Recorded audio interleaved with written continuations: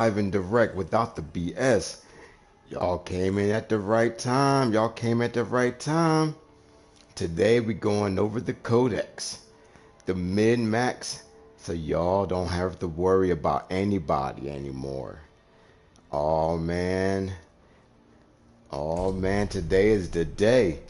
Y'all came at the right time. Y'all came in at the right time.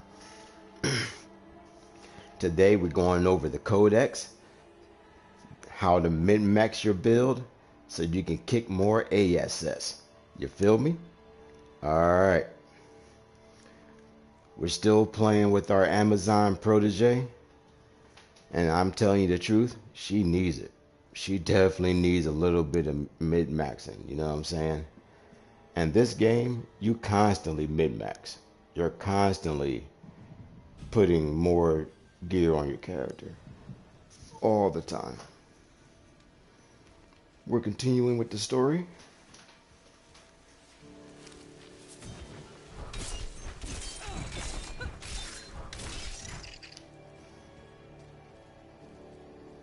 Not sure what kind of build we're going to make with her. We're still working on that. If you guys have any ideas what we should do, let me know. Oh, we got a Legion event over here. How far are we? Legion events are world events that everyone can do. Normally when you go over there, there's maybe 10 people running around. The object of a Legion event is just to clear out the whole area. At the end, you fight a boss and it drops tons of, not tons, I'm sorry. It drops a lot of loot. Material, maybe a legendary or two, and you'll pick it up. They're timed events, as you can see. They begin in a certain amount of time, and then once it's gone, it's gone. They show up, I believe, once every 5 hours or so. So if you see one, catch it. It's too far away. Even 1 minute is not enough time. Excuse me. Even within 1 minute, I can't make it over there. This looks like a short distance, but remember, to go from one side of the map to the other is 17 minutes in short amount of time. Oh, yeah, oh, I thought it was one closer because I zoomed out. It looked closer. No. I wouldn't be able to make it. Not on foot.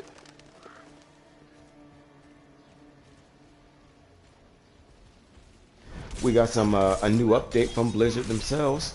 On July 6th, we had the campfire on their, believes their Twitter page.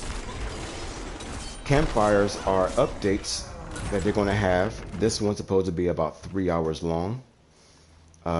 Besides showing us patch notes on their website, they're going to read their patch notes to us.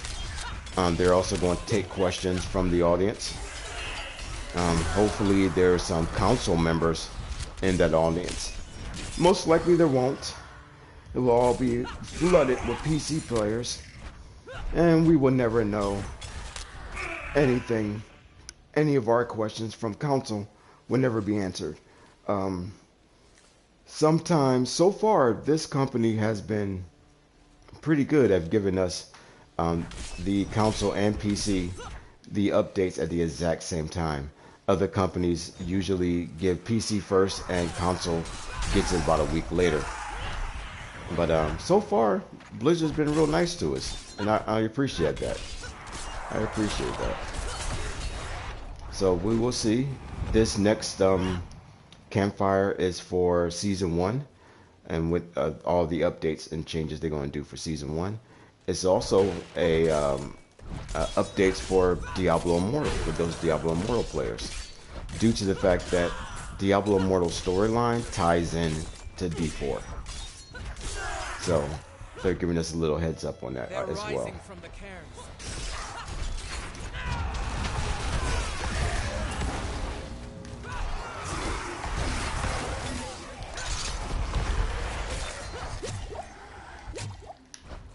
Like they have me stunned.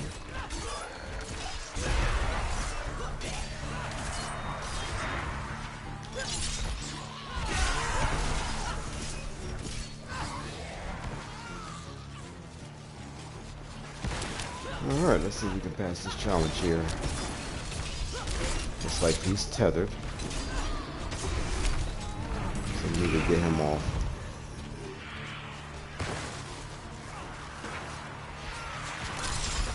Haha. There we go. Get off of that. There we go. We got some.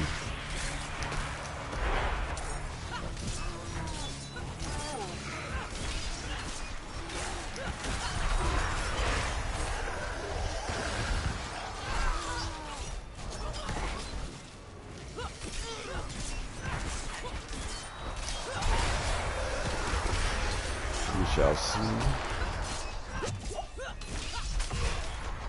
So hopefully I have enough material for us to min-max and use the Codex when we get to town after this mission, because Protege needs it. We need to min-max her a little bit. She needs a little upgrade. And I can go over what gear can go where stats normally go. Because some gear you can find stats on a lot faster than others. And I will show you that when we get to town. Again, it's a lot easier to show you than it is to just tell you.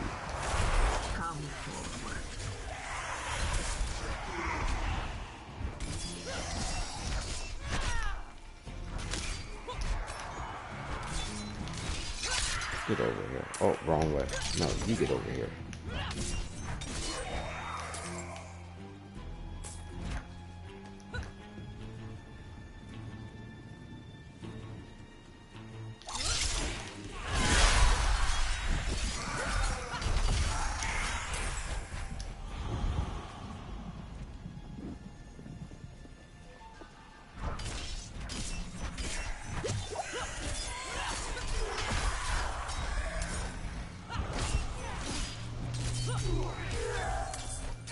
Trying out some new moves, a new play style, and so far it's working. A little bleed whirlwind, I guess you could say.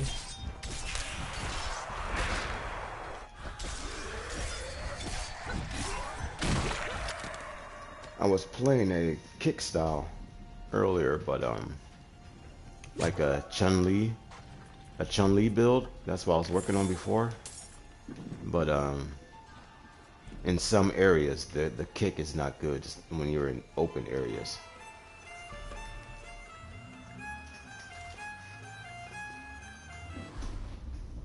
Only one of us will walk away from this. So let's enjoy the storm a moment. Nature's music. The dead are killing your people as we speak. Some will die, yes. But that is the way of nature. It is a crucible. It devours the weak and makes the strong stronger. And those who survive, they will save this land from hell. You've fallen for the demon's lies. No, no. This is my choice. Lilith only granted me the power to do what must be done. And what did you give her? All things must be earned in the wilds, even knowledge. Prove yourself, and you will have your answers. Here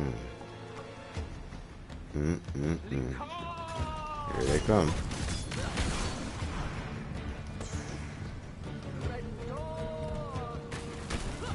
Keeper of the dead, huh? Oh, there she is. Ooh. Strong knockback. Does my bleed work on it? Not really.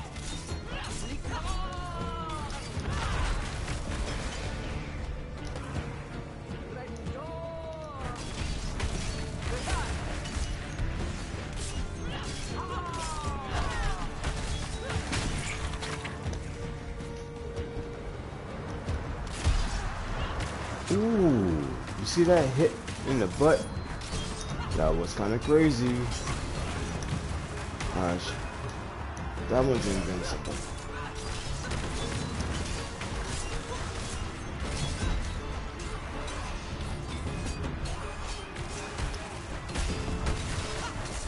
Alright, this one's almost dead.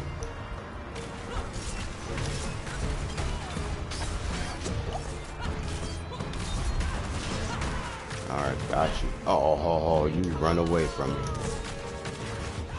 Scared much?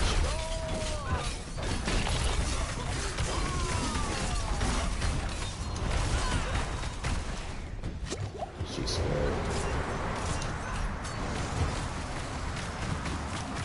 I almost got her. Look at her off ball. She's almost done.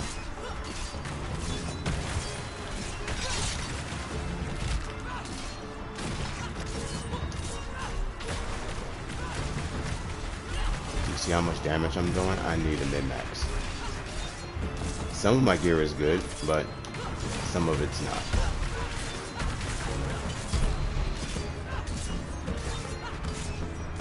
I gotta show you guys how to re-roll gear, how to add aspects onto your gear, where to find aspects.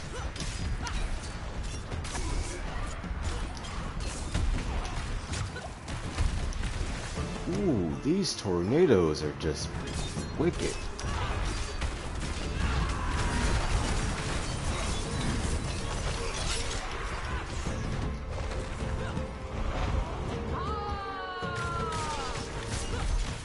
Oh, you going down. You're like 4 hits away. Got you.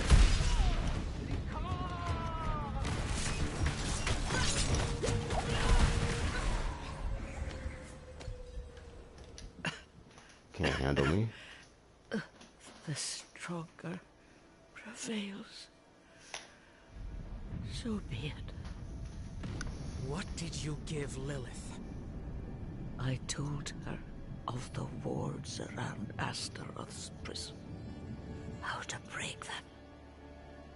Why? My people have forgotten what it took to defeat Astaroth. Oh, they must learn again. If they cannot vanquish him, how can they stand against the full might of hell?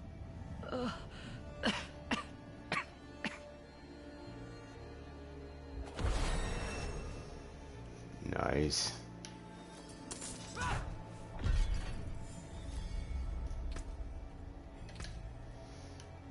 Cool, got some gear.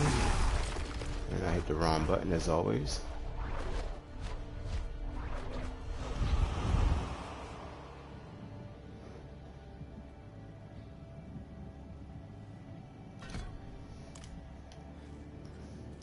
I probably don't need it there, but I need to see what the min-maxing I can do on my gear and what aspects I can put on my gear. Before... Ooh, somebody slapped me.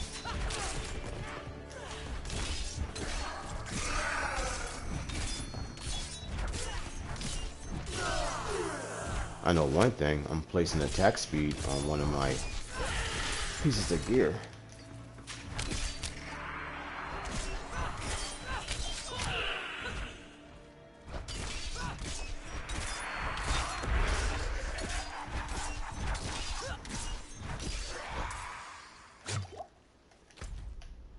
Alright. Let's turn this mission in and oops.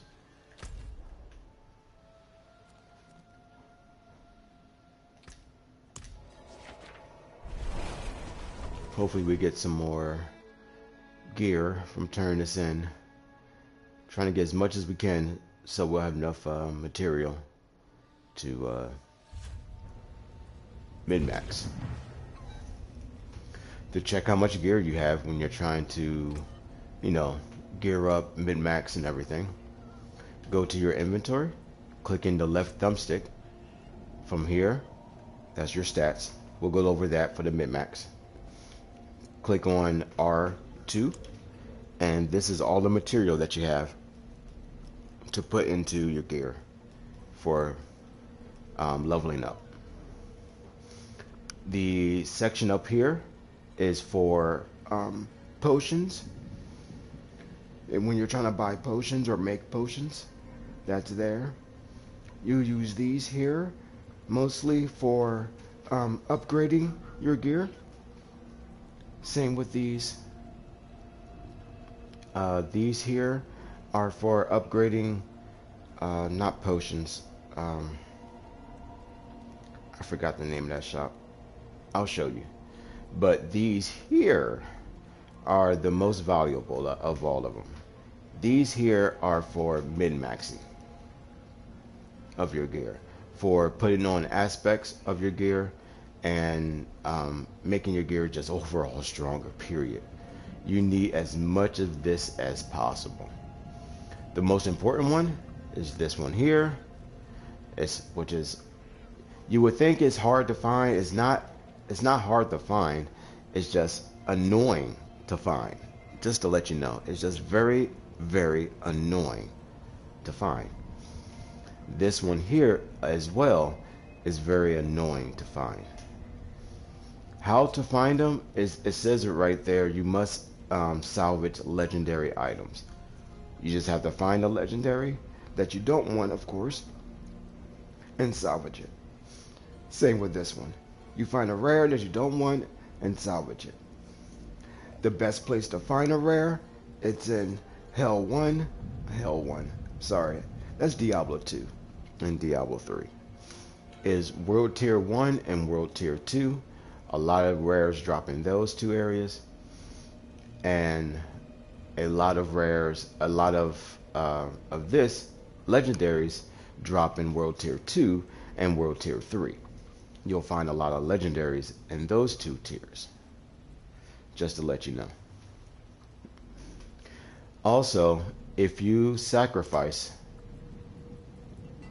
your legendaries, legendaries will also drop 2 different types of pieces.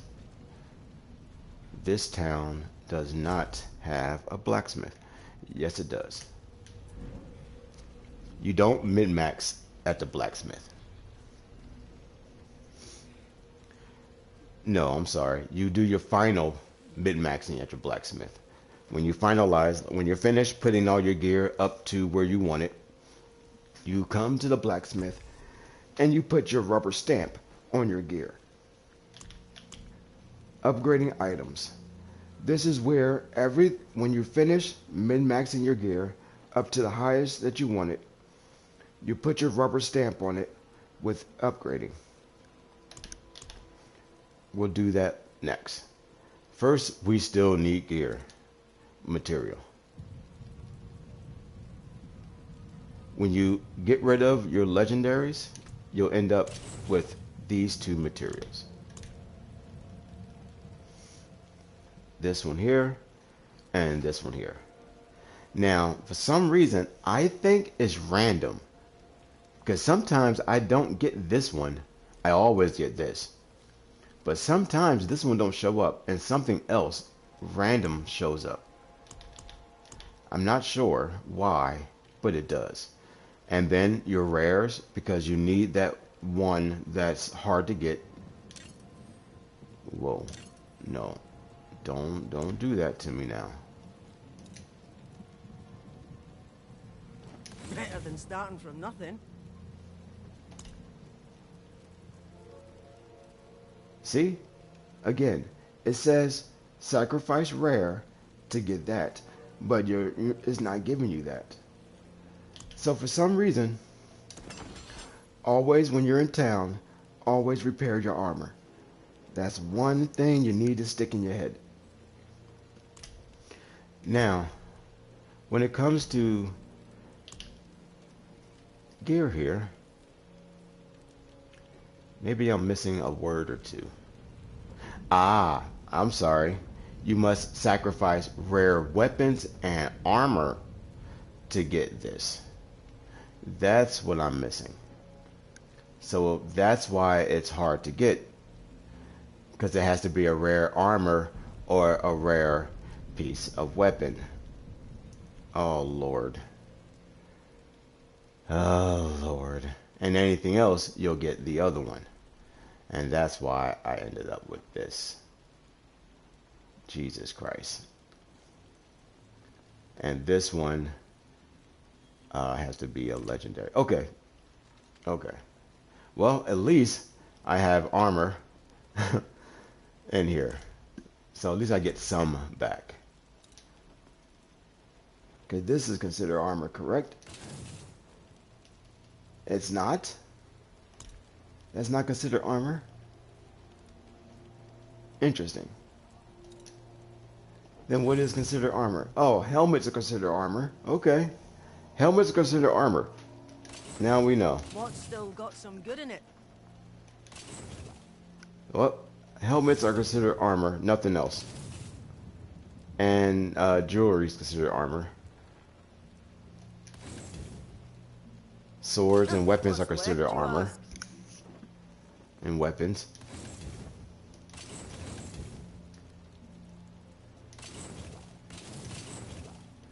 But that's okay.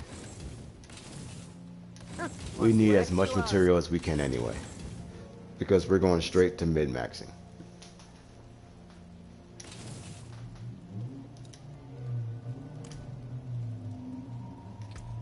Now, you also have jewelry. Jewelry can go into your slots, into your gear. With gear, your helmet, your chest, all of these here can hold up to 2 slots. So can your weapons. Your jewelry can only hold 1 slot. So know that. They only can hold 1 slot. Everything else can hold 2 slots. Blue items can't hold a slot at all. But rares on up can have a slot. Blue items can't hold a slot at all. Just to let you know. Gear above level 20 can have a slot in it. Anything under level 20, you cannot put a slot in it. The gear has to be level 20 on up, and it has to be a rare and higher to have a slot in it as well. If you only have level 15 or 13 gear like I have here, which needs to go, those 2 pieces are pretty weak, definitely. They need to go. I cannot add a slot to it due to the fact that they're under the level 20. Okay? Excuse me.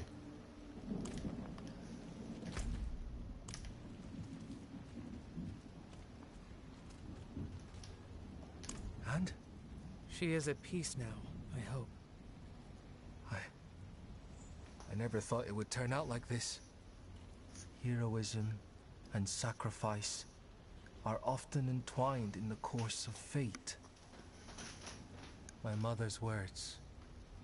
I must tell Father what has happened. What Lilith has done. We cannot let her destroy anything else. Indeed. Alright, I am not following him. I'm gonna grab the experience though. Thank you. And now we are going to town.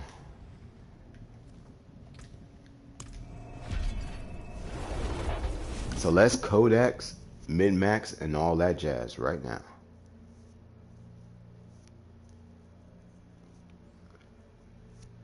Get to the point of the video that most of you just want to see and maybe leave. Hopefully you don't leave. Thank you.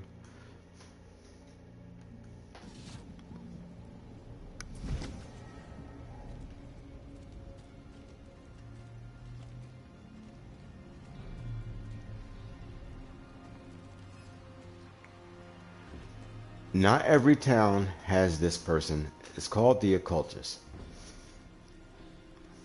The occultist is your best friend. You'll be coming here a lot. This one handles all your armor and a lot of your weapons. It handles your jewelry in some aspects, but not all of them. I'll explain that as well. That's why there's a jeweler here as well. Let's go in and I'll show you. Sanctuary at your fingertips. How may I help you? You have imprinting, abstracting, and enchanting. With enchanting, which is the easiest one, I'm gonna go over that first. Enchanting can only be only thing that you can use enchanting on. Oh, I'm sorry, wrong section. You can use enchanting in all your gear. What enchanting does, it allows you to re-roll one stat on your gear. That's what it allows you to do. If you have something on your gear that you want to re-roll, you're allowed to re-roll it off your gear. Now, to note, if you try to re-roll something off your gear, like one of these off your gear, it will cost you a piece of material and it will cost you money. You only get one chance to re-roll that off. I'm sorry. Once you pick, you only got a chance to re-roll that one thing off. Once that item is off, you can re-roll it again, but you only can re-roll that one. I'm not going to do it because I want to use that material for an actual imprint. If I want to re-roll the fire resistance, I can use the one of this material here to re-roll the fire resistance into something else like crit damage. Now, what if I don't want the crit damage? I can re-roll that crit damage into something else, but I still will always be stuck with the poison resistance, and I will always be stuck with the rank 1 to the steel grip. That will always be on this piece of gear. You can do nothing with that because you decide that you want to change only the fire resistance on that gear. The best way to use your enchanted items in this section is to only enchant your legendary gear. Is the best way to do it. Save your money and save your material only for legendary gear or higher, because you get 4 choices. Find a piece of item that has 3 good stats. Once you find an item that has 3 good stats, the 4th one you can re-roll. If you have four good stats, then keep the 4 stats and you're good to go. But if you have one that's out of place, then you can re-roll it. Unfortunately, that's why I'm here, because I'm a brand new character. Most of my gear is like this one here. This is probably the only good gear I pretty much have is right here. I got damage to close enemy 6.5. The highest it can go is 7.5. That's pretty good. It's mid. I got the lucky hit of 1.7. The highest it can go is 2.5. Again, that's mid. I got damage of damage to stun 6% out of 7, 1 point off. And then I got fury 4 out of 5. Again, mid. Now I can take one of those, are all mid. The lowest I have is a 1.7 lucky hit out of 2.5. Now that one I may re-roll just to keep the other ones, because I do close damage to enemies with my sword and my spinning, my whirlwind. I'm always in people's faces. I stun people, because any damage that is bleed is a version of stun, and what else is a version of stun? Any immobilization is a version of a stun. Shoot, there's so many versions of stun. I am so sorry. I'm having a brain fart right now. But if you do a stun, then I have the 6% on it added to that. So, and of course, you always gonna need fury, because that's your energy. You need your resource. So I would, if I wanted to, I would take this and re-roll the lucky hit off of that and try my best to get something else. Now, when you're re-rolling off a legendary, of course, it's going to cost you money, more money and more supplies, more material to re-roll it. And I said before, you want to wait until your legendaries to re-roll it. And I know it is going to cost you more to re-roll it. It is the best thing to do to re-roll your stats, but it's an option. Another option is to Bright aura. Brighter wrong button. soul. Another option is to, if you luckily find a chance, luckily by chance, find a rare that has 3 really good stats. Like max god roll, like all 3 are max stats. Don't re-roll, or you find one that has 2 really good stats. You can re-roll the third one and then just take that max stat. Don't worry about a 4th stat on it and just add an aspect to it. You don't always need to have 4. Sometimes, like I said before, sometimes the rare is actually stronger than a legendary 4 piece. You just got to read your stats. Make sure the stats are going to your build and synergizing with your build. It all has to work together with your build. Every line, every one of those dots, every one of the stat lines that you have on every item needs to go together with every build, everything that has in your build. I don't have a lot of things that are going with my build right now. I'm just throwing it on because of power level and defenses, and some of the things are going with my build. It's just I'm using those just to help me out. Like this one, the vulnerability helps me out. The 6% chance of execute injured non-elites, that helps me out. But I don't do damage over time. So, I do damage over time also because of my bleed. So this one helps me out. That one helps me. This one here, I don't do. Overpower damage, I don't have overpower damage. So that's not helping me at all. The resistance, shadow, and cold resistance, I don't do that. Dodge chance is only 1.2%. It's not helping me whatsoever. So these boots are 100% useless. The only thing that's helping me out on these boots is the fact that I got 114 armor, and I have a chance to get, when I hit my circle to evade, I got 33 movement speed. Those are the only things helping me on these boots. These things are garbage. And so far and so forth. Now, when you're re-rolling gear, there are certain things that you need to look for on your gear that can only roll on certain gear. Like with your gloves. With your gloves, a lot of critical damage is known to roll on gloves. So when you're re-rolling, just know critical damage rolls on gloves. Gloves are mostly a defensive item. So when you're re-rolling on gloves, just know a lot of the categories are going to be defensive. Okay? So when you re-roll, there will be some crit damage on there. You will see critical damage, critical hit chance that will roll. Excuse me.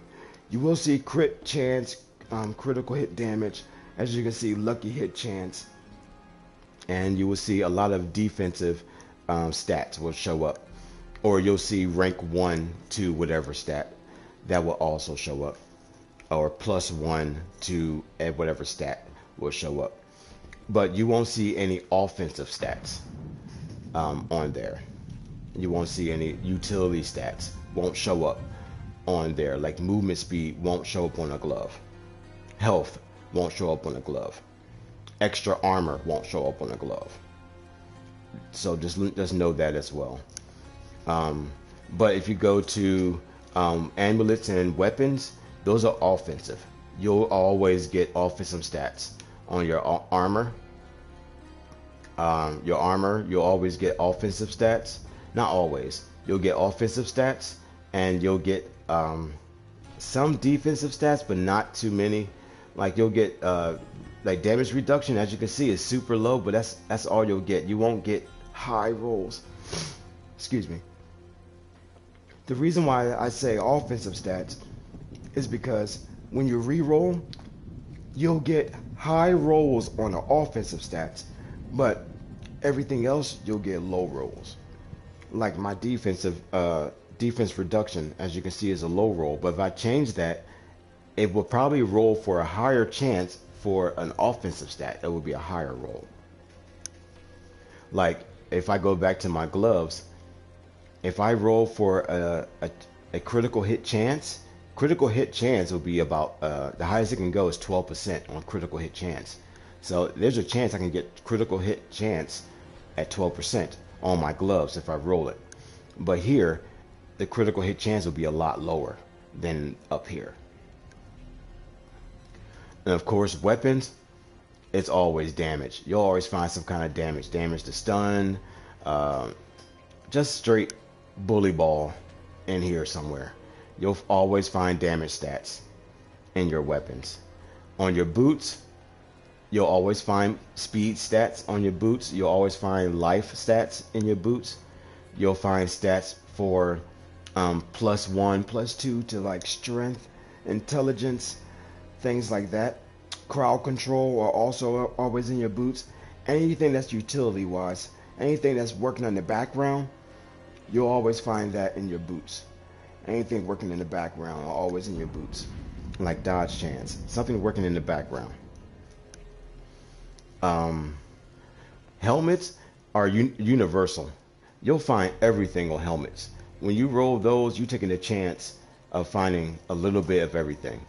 Most people put life on there because life seems to always roll on a helmet, and life seems to always roll on the rings. So most likely when you're rolling, it's going to end up there. Just roll a couple of times and life will pop up. So if you're looking for some extra life on your character, keep rolling on the rings and keep rolling on your helmet, and life is going to show up if you're looking for extra life on your character. Okay, those are some extra tips on what things might pop up for min-maxing on your gear. I know that's a lot, and you're going to have to play around with it. You will make mistakes, and that's the point of the game. They know that. So just keep re-rolling. As of right now, resistance is broken. Hopefully on the 6th of next month, this Campfire season 1, they will explain how they're going to fix it. Most of the community wants it broken because once it's fixed, they're going to lose power because they're going to have to take up a slot of power to add in fire resistance and poison resistance. Because right now they're taking that poison resistance off and putting in crit damage. So they're going to have to lose that damage to put resistance in. So everyone, all the videos you see with millions of damage are going to drop a million damage. That number is going to drop for everybody. So don't get used to seeing people with a million damage. If resistance start to come alive, those numbers are going to drop off if they want to live. People are going to make builds for one-shotting so they don't have to worry about resistance. That's what's probably going to happen. There's going to be a whole bunch of the same builds copied so they all can one-shot and not worry about resistances. Okay? Alright, on to the very most important, the very, very like top of the notch, top line of the reason why we're here. What makes your build strong are imprints, and abstracts. Imprints are what makes your build you, how to make your build strong. Inside this is your codex. With your codex, you can, at the very bottom are the skills that you put onto each of your each of your gear that you can make your build stronger. Each character can put one aspect onto each of your gear. You can put one on each. You can't put a copy on it, so you can't double up. Only one will work. If you try to put two on it, only the strongest will work. The weakest will cut off. It will be grayed out. So you can't double up on basic strength. So you can't have two of them to do 50% power. It doesn't work. You only have one of each. So choose wisely on which ones you want and where. As you can see, this one here is an aspect. I do a 10% damage, increase crit chance to against injured enemies. An injured enemy is anybody that's less than, I believe, is 70% power, health. That's considered an injured enemy. And so on and so forth. You'll see, and you can get more as you go along.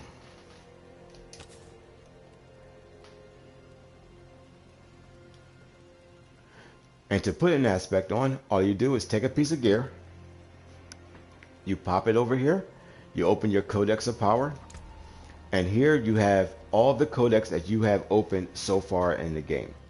All the highlight ones is all the ones that you have went into the world and beat, and these are the ones that you have not yet. Once you go into your codex, it's going to display all the ones that you have in the game that you have unlocked. Click in the right thumbstick, it will show you just your build, just your character, your class. How to get the codexes is to go to your map. All over the world, you'll see these little signs are dungeons. The dungeons, each dungeon have a codex in it. Like this one. This is a necromancer's dungeon.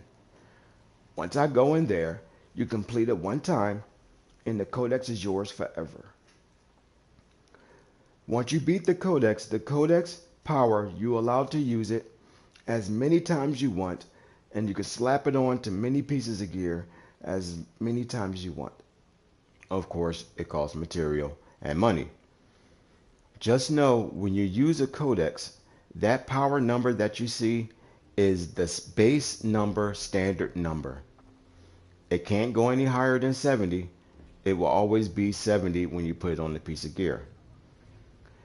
If you want that number higher, you have to farm for it in the world. There is a piece of this gear, bloodbath aspect. You can find a bloodbath aspect in the world by killing something that may have a 90% in the world somewhere, but you will have to find it. So just to let you know, there is a way to get stronger aspects. You just have to farm them. But what happens is, when you find an aspect that you like, first you need to find an aspect that you like. Then you need to find a piece of gear that you want to put the aspect on that you like. Most people put their aspects on. You would take your two strongest aspects, the two aspects that make your build you. If you want to play a whirlwind build, you would take whirlwind aspects and put them on your weapon, your two-handed or your weapons of any variety, mostly two-handed, or your amulet. The reason being is because your two-handed weapon and your amulet will give you an extra bonus to whatever aspect that you place on them. The amulet will give you an extra 50% bonus to whatever ability that you will add to it. Like that 70% that you saw, if you add it to your amulet, it will be an extra 50% onto that 70. Now, if you add it to your two-handed weapon, it will be an extra 100% added on to that 70. So it would double the power. What's that? 140. So it would be 140. That power on your necromancer would be 140. Now, also, of course, you can place aspects only on rare and higher. You can't put aspects on anything blue or anything like that. Doesn't work. And of course, the aspect has to be of the right quality. It has to be level 20. I think it's level 20. No, it can be level. It could be any level, but it has to be rare or higher. Now, not every single aspect can fit on every single gear. Some aspects can only fit on certain gear. Defensive aspects can only put on defensive gear. Mobility aspects can only fit on mobility type gear, and offensive aspects can only fit on offensive type gear. On the Codex of Power to the left hand side, it will tell you what it can go, what is allowed to fit on. It says allowed item types. It will tell you what is allowed to be on. Some have 2 different categories that you're allowed to put on, and some items, I believe, like this one, no. Oh, well, that was an option. Like this one here has options, but it's 2 different ones. It has a defensive option, and this one is, I think, it's a trap option for traps. And then you have things like this, which can hold 4 different things besides 2, and you can go around to try to find what you're looking for into different areas. So you have to play around and look for what you're looking for. You have to look for the right aspect and place it in the right spot to make sure you're getting the most power out of your gear. Because if you just put things down, you might have put your wrong power. Like sometimes this gear here, this aspect here might also fit over here. But another piece, like this one here, can't fit on that ring. Is neither good nor evil. That aspect can't fit on the ring. You. So you might want to switch over and put the aspect on the ring and put the aspect over there on your pants. So that will make sure that you have both aspects. Because if you put the one aspect the ring can't have on your pants, then you're stuck like, oh man, I can't have both. I put it on the wrong spot. Because the ring can't wear the other one. You want to make sure the pants got the right one and the ring can have the right one. So make sure you have your aspects in the correct slots all the time, as much as you can. And of course, you want to make sure that the aspects go to your skills. When it comes to picking the right aspect, you want to make sure the aspects go together with the skills that you pick in your build. If you have an aspect that has upheave and you're not using upheave, why have the aspect on your character? You're just wasting a slot. But I'm using whirlwind, so I need a whirlwind aspect on my build right now. So what I need to do, I need to find a spot. I need to find a whirlwind aspect if I have one, which I know I do.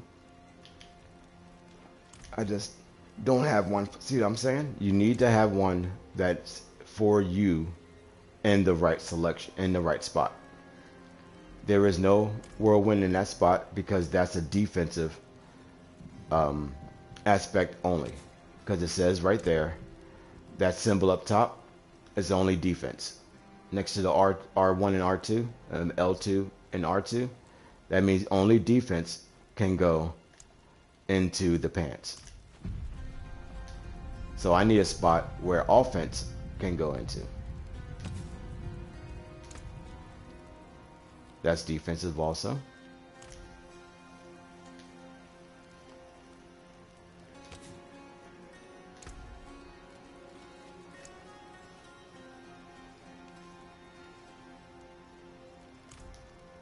Ooh.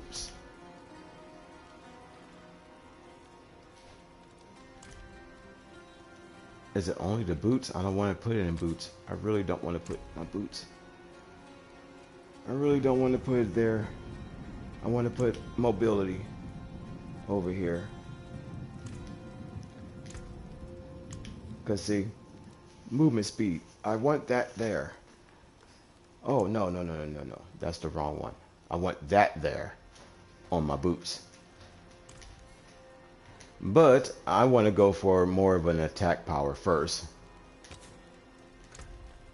before I decide to do that. There we are. Since I'm trying to go towards more whirlwind than anything, I want to place a whirlwind into my build to synergize with my build. Since my character is more whirlwind, now I have a whirlwind, more critical strike goes up with my whirlwind. Now, as you can see, there's a plus, and you saw before there was an X. Plus means this added 3% is added on to the damage that you have on your build. As 3% added to the damage. Now you have a times, which is 3 times the damage. So if I have a crit chance, I'm just going to do it right now. Oh my God, 20? Man, that's expensive. Wow, that is expensive. Oh well, how much the boots then?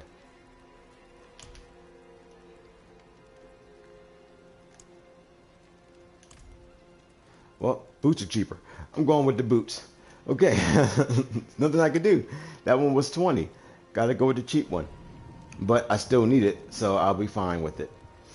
And once you put it on, every time you put an aspect on it, it automatically becomes a legendary. Just to let you know. Then you pay for it, and now I have new legendary boots. And that's how you do it.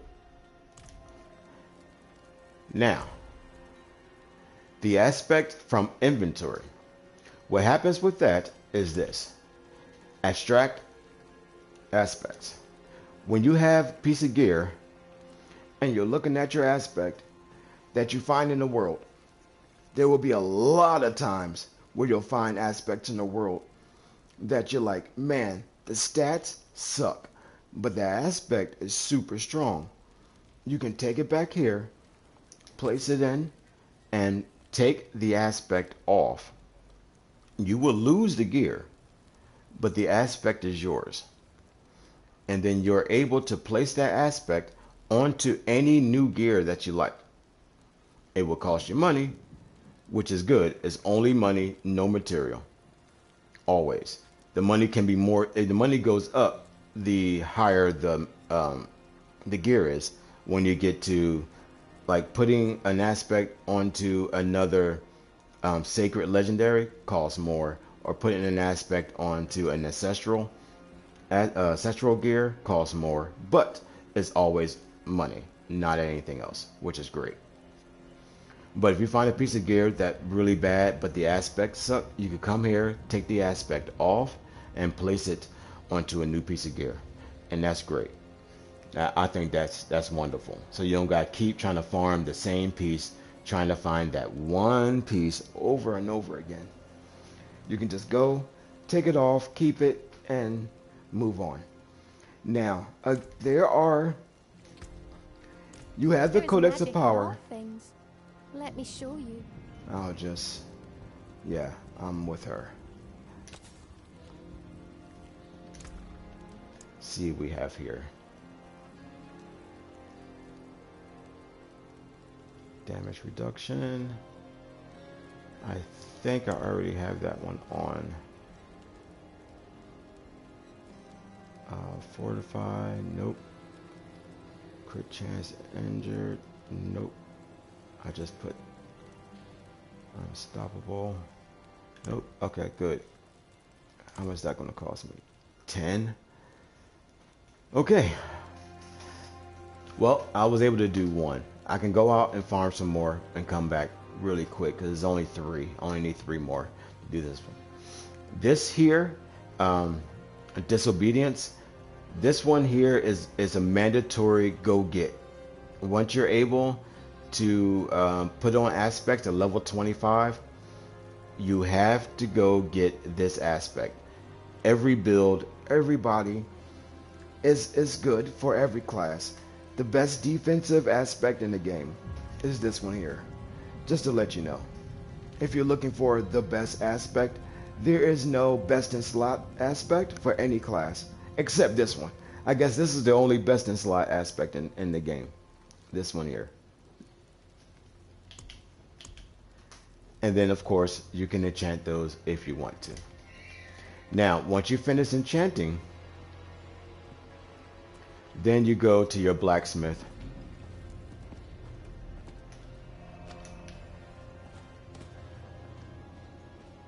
Once you're finished enchanting your gear, you come over to your blacksmith.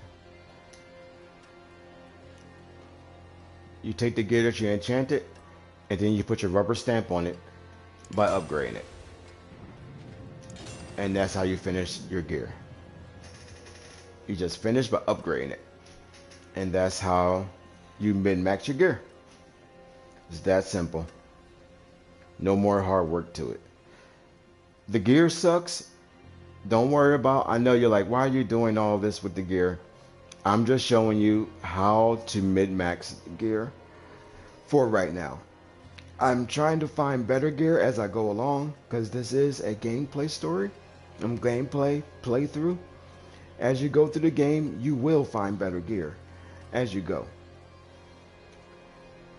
Because right now, my power levels on this, the item power is only 282. You're going to find 300, 400. I'm just playing the game until the item drops. Every piece of gear that you get, you want to try to level it up at least 2. Because you'll always have that material. That material is everywhere. What you need? That material there, see I got 4,000. Every little bush that you see on the ground, every crate that you pop open, always drop this material and then that material. Those 2 material it's just guaranteed to fall somewhere. It's just guaranteed to fall somewhere. That's why you'll always have thousands of these too. But everything else you'll have 2. But those 2 you'll have thousands. So always upgrade your material, your gear 2 times and then stop. No matter what gear you have, upgrade 2 times and walk out. Just a tip for that. No matter what piece of gear you have, 2 times, then stop. The next person you need to go to when it comes to upgrading and min-maxing your gear is the jeweler. And in this case, in this town, she is over here.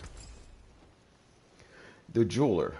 The jeweler is where you can make your jewelry up in slots so you can add. Jesus Christ, sorry guys. That's where you can you can make the jewelry to place into your slots. As you can see, it tells you what it does per slot. If you put in your weapons, armor, or jewelry slot, it tells you what it offers you. When you go to the jeweler, you can fuse it together. If you take 3 chipped, you will get a whole ruby. So you will get stronger ones. If you take smaller ones, you can stack them to get higher ones.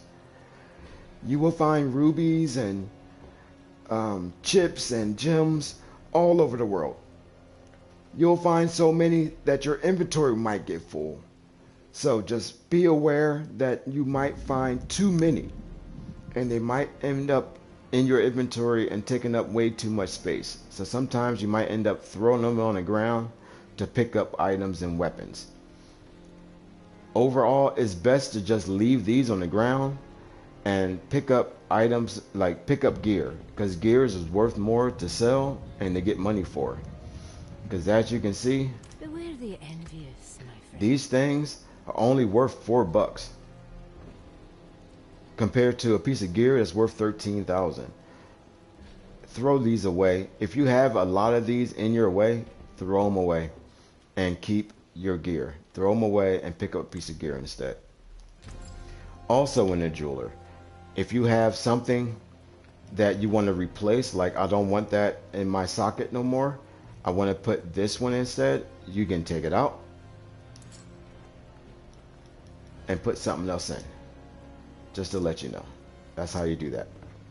Also, you can add a socket on your gear, which I'm going to do right now, because it gives you these here. If you have a socket here, there's only one piece of jewelry that goes here, gem. The only gem are the skulls. Only put skulls in there because you need the armor. Okay, anything else, you're just wasting your time putting it there. These here are hard to find, these scattered prisms. So when you do find them, like hoard them for a while. Just hoard them for a while. Okay, just to let you know. Don't go off and go, okay, I'm gonna put a hole in everything I find every single time. No. If you find these, just hold on for a while. Like I'm doing it now just to show you, but for you, hold on to them, because you won't find them very much until you get to World Tier 4. I have a character in World Tier 4, so I'm finding them pretty frequently. But just hold on to them. Now you can upgrade. When it comes to upgrading, just like in the blacksmith allows you to upgrade your gear, but the jeweler allows you to upgrade just your jewelry. So that's how you min-max your jewelry. Once you put your aspect onto your jewelry and you're like, okay, I'm ready to go, it's time to put the rubber stamp on my gear, you come to your jeweler to do the same thing. You go 1, 2, and y'all leave it alone. Wear the stars around your neck. Okay, that's all you do. 1, 2, leave it alone.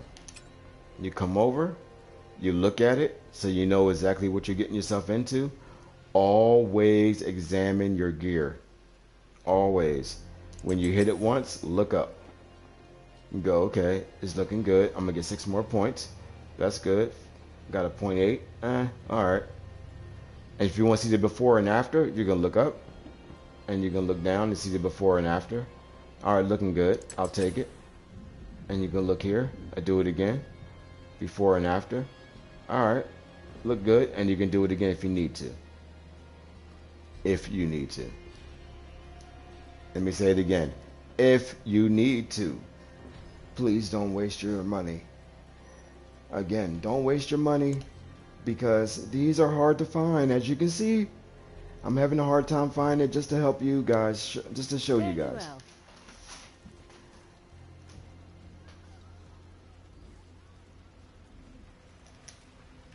The healer here, if you're ever out of potions, he doesn't just heal your health.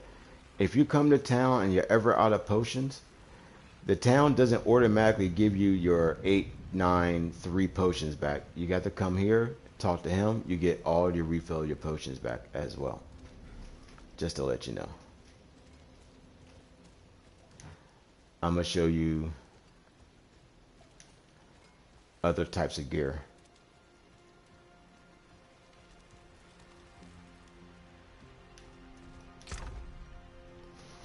Okay. This is ancestral gear. This is the last pieces of gear you can get towards the end of the game. Ancestral gear has top quality, top of the line when it comes to stats and everything. And you'll end up getting those. They only drop in World Tier 4. And you can go up from there. This one is actually towards the middle of the line. 825 is the highest it can go. Or 825, 850. I believe around there is the highest it can go.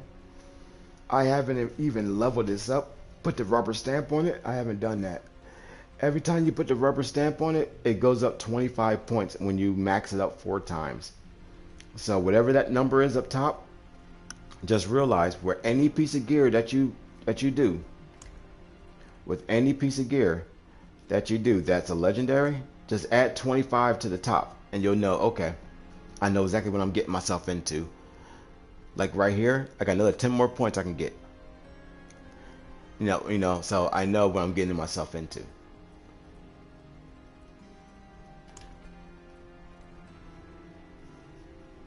You know, right here I got 20. I'm sorry.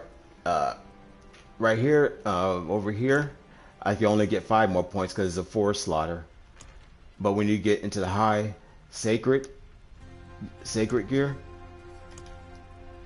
don't worry about sacred uniques. I'll tell you about that later. When you get into sacred gear, you can get 5 slots. And that's from World Tier 3 on up. That's when you get sacred. And that's when you get 5 slots. 5 slots give you 25. So you can always add 25 to the total scores you have, so you know, okay, I'm reaching the break point that numbers will drop, or I'm reaching the break point where it's going to double my score. And you'll know that you have a good roll, and you know that your stats are really good or not. And then you have your uniques. You have sacred uniques, you have legendary, and of course ancestral uniques. Just uniques, period. This one right here, uniques you just have to find in the world. They're just rare drops, period. There's nothing you can do about it. There's no farming space to them. They just drop. They're like 5% drops, 2% drops in the world. You just have to look around until you finally find one. These here, you won't get these to the end game. They call sigils. Those are very, very end game, so you don't have to worry about that. But remember, I was telling you when you can take off an aspect from a piece of gear and hold it until you're ready to put it onto a new piece of gear. This is what it looks like when you're just hoarding. When you're just hoarding, as you can see. I take off stuff all the time from gear because of the rolls. The rolls are pretty good. Like this one is it's 10, 5 to 10. Sometimes when you get the perfect roll, you just gotta hoard it until you find the right gear to slap it on. So just to let you know, when you do find good rolls, but with crappy stats on it, just scrap the item, take the aspect until you find a better piece of gear, and then slap the aspect back on. Again, when you slap aspects back on, it only costs money. So you're not worrying about using material. But it does cost material to take it off. So just to let you know. Now, I hopefully when they do this campfire that's coming up on the 6th of July, when they give us the update of Season 1, they are going to change the look of the aspects. Because as you see, they all look alike. And people are finding it annoying trying to find what they're looking for. There's no search function of what is what. Because some are sacred and then some are normal. Well, these are sacred legendaries and some are legendaries. Sometimes you can't figure out, like legendaries here and regulars look alike, I believe. It's one of them that looks exactly alike, and people are really mad about that. And some are just really hard to find. Like this one here is really hard to find. People are mad about this one too. But you can find them. You can find them. Just put in the work and you can find half of these weapons. This one here, you get as soon as you beat the game. This one is free, but you get everyone's rolls are different. Like I got a 30 out of 40. You might get a 40 out of 40, but everyone's rolls are different. But you will get this weapon, this item. That's a guarantee. You're guaranteed a unique when you beat the game. Just to let you know. So those are the look of the items once you get towards the end of the game. They get really strong and it's crazy. That's not my strongest, of course. My strongest are on my builds, but that's my backup until I find gear that I really want to put them on. But that's how you min-max. You will be at the occultist for forever. Your occultist is your best friend. This person here is your gambler. You can find some legendary gear here, but this is all randomly rolled. You think about what you want, and then you come here and you just re-roll the area that you need, and hopefully you get something good. Most likely you kind of don't, but you do. To get the orbs to re-roll, those world events that I was telling you about, it's like yellow circles. Do those, and the orbs fall. Just do a bunch of those, and you'll get enough orbs. Most people would just farm, like not farm, they'll just randomly do them, and then they'll look back until they got a max. Like, let's see, I can hold 1,000 of them. So once I get 1,000, then I'll go back over there and roll for it. There's no need to roll every time you get 200. Just let it stack up, and then come back to it when you have when you're full. Pack protect you. And that's all. Wait a minute. When it comes to armor, you always want to use these, the rubies, because you're always going to need health. Health over there. You always want armor over here, and your gems, and your jewelry. And for your weapons, that is up to you. It's a little debate on what everyone's using on the weapons, because everyone's build is different. Depending on what type of build you're making, your weapons, you can put whatever you want in your weapons. Some people use the blue because they have crowd control. Some people use the purple because they have vulnerability and damage over time. They have damage over time. There's a blue one. I think there's a blue, the purple, the red, that one, and it's a yellow. The yellow is for vulnerability, I believe. There's certain ones you can pick from that will help you with your build. Depending on the build that you have, you can choose. And those are the random ones people put here. But with your gear, always put red. With your jewelry, always put the skulls. But the weapons, it's up to you, depending on what your playstyle is, what your build is geared to. Because again, you have to sync them up if you want more power. If you're not syncing them, the power, you won't. You'll just feel weaker every single time you try to hit somebody. You'll just feel weaker every time.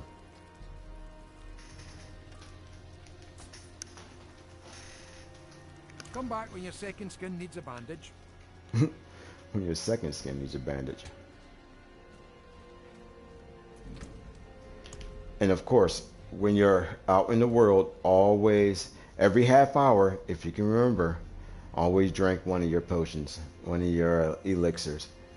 Not because of the top line, because it's always good to have the extra 5% experience. That's the reason why people drink them.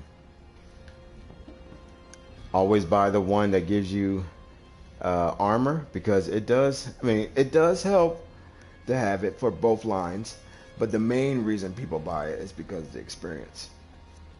But if you do buy it for a purpose, buy the armor, buy the speed, buy the crit chance, and try to buy the ones that attack a certain type of person.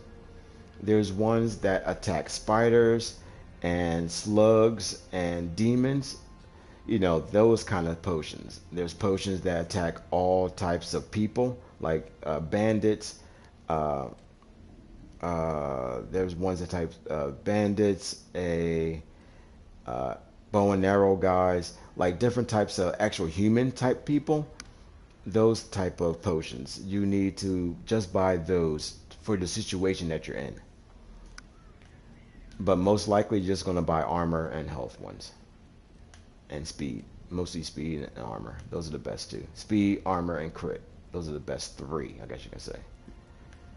You drink them. That little counter comes over there on your left.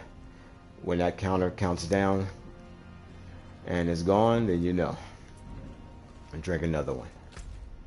And you're good to go. So that is the beginning of min-maxing until you get more gear. Then you come back, you do it again. When you get some more gear, you come back, you do it again. When you get some more gear, you come back, and you so on and so forth until you get to the end game.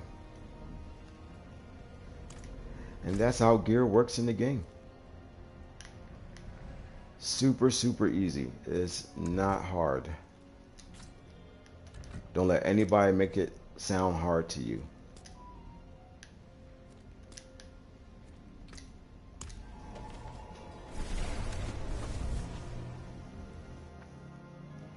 Long as everything goes to your build, stacks to your abilities, you're fine. You can stack your critical chance, you can stack your vulnerability, you can stack your crowd control. All those, just stack all those together, and you'll be fine. Make sure you have damage control. You have some. Remember, to make sure you need to have at least 2 ways to control damage resistance. Somehow you need 2 ways to block on your build. Not a way to physically block. You don't need 2 ways to put a shield up. You just need 2 things that will minimize damage in the background or in the front on your character. You need at least 2 different ways to block damage. You need a damage resistance that controls damage on your stats. You definitely need a damage resistance in your stats somewhere in your build. You need a lot of that. Stack that big time. And you need some type of fortify on your build or barrier. Damage resistance, fortify, or barrier. You need those on your build somewhere, anywhere.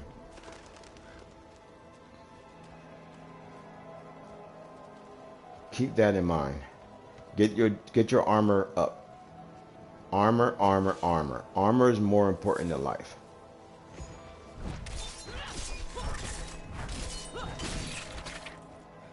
You want armor first, then life.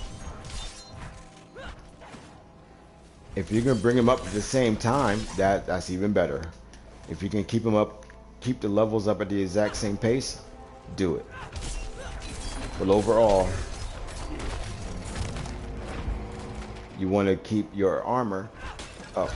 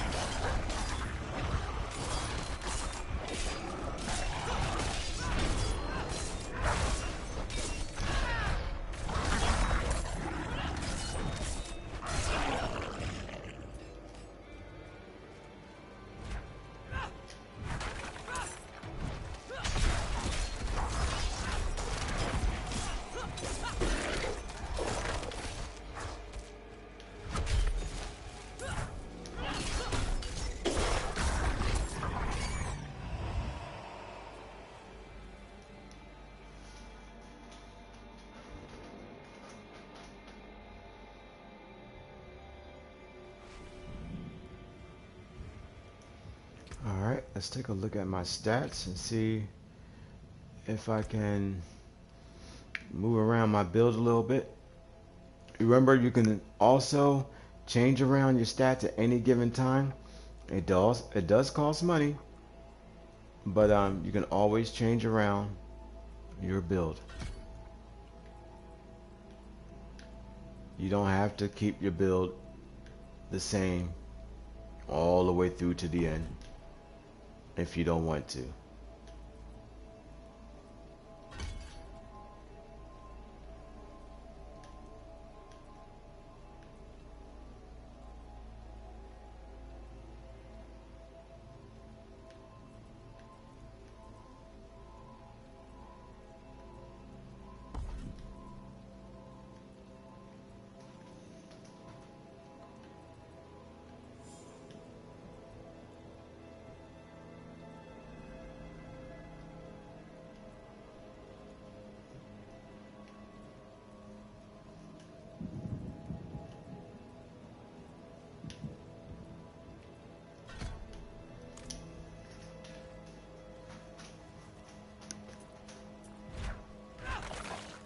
Under old boughs hangs the heart fruit, swollen with hatred.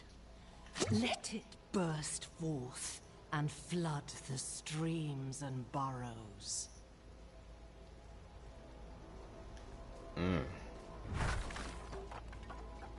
Okay.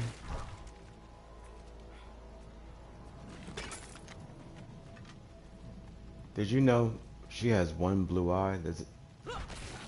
That's the good side of her.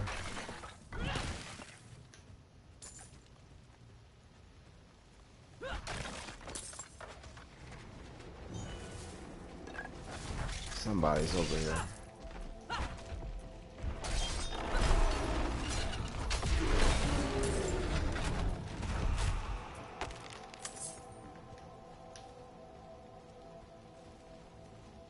In this crimson cradle, let there be born an amalgam of rage.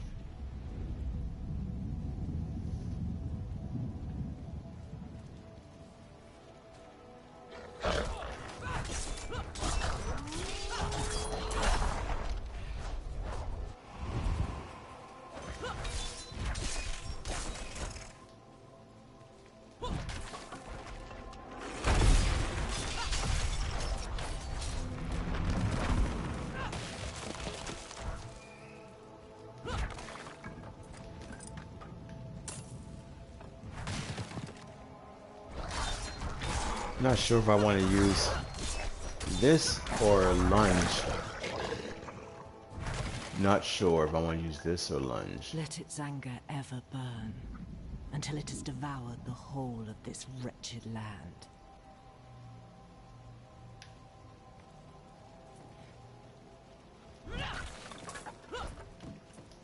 Because I feel like I was getting more damage out of lunge than I am out of this.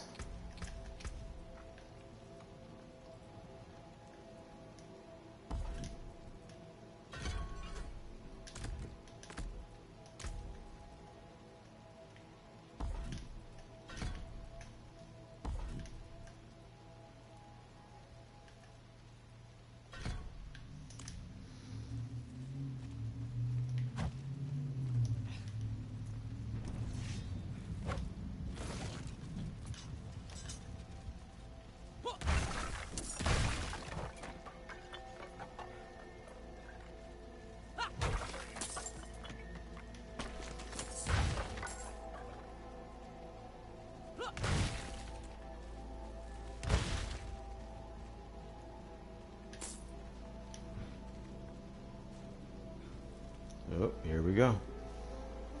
I don't want to hear all that noise. Bring it on. Now, where are you?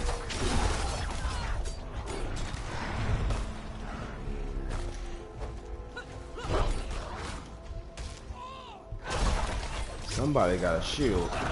Ah, there you are. Somebody's cheating.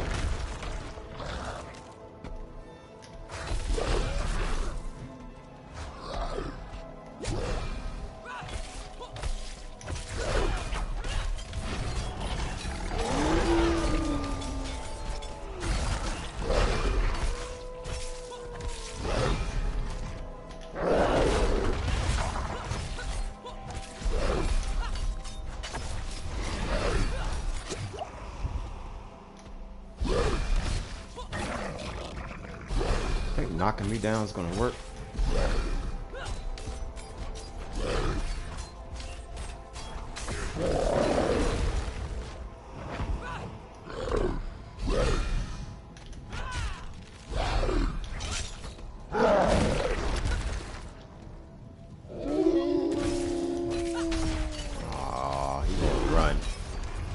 Come to me, spawn of hatred. We have tender meat to hunt.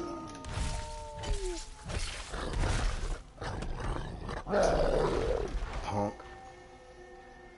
He's a punk.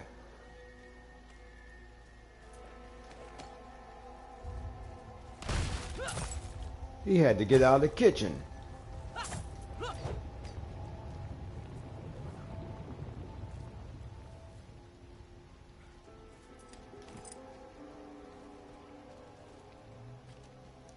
Alright then. We can play that.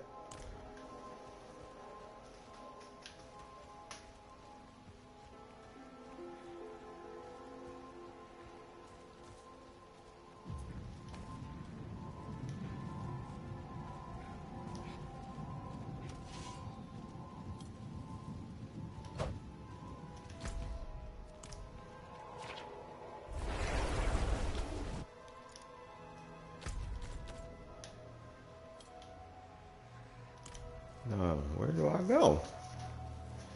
I don't remember this section. I remember fighting him, but I don't remember. I remember you gotta fight him twice, but do I climb a wall?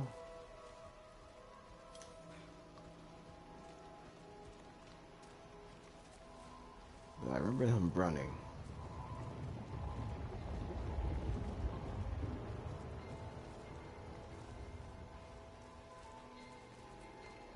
Yep. This punk ass ran.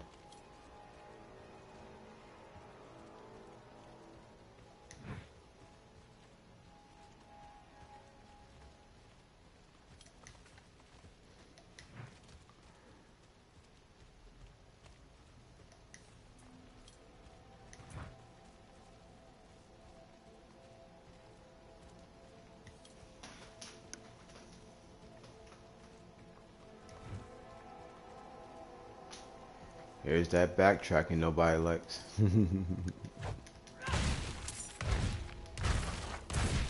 Sorry, I missed some gold. It's like, so it's all good for me.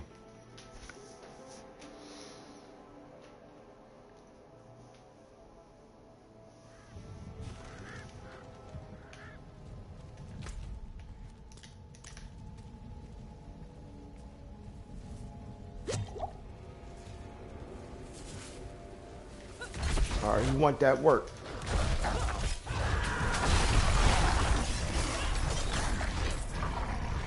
Not them.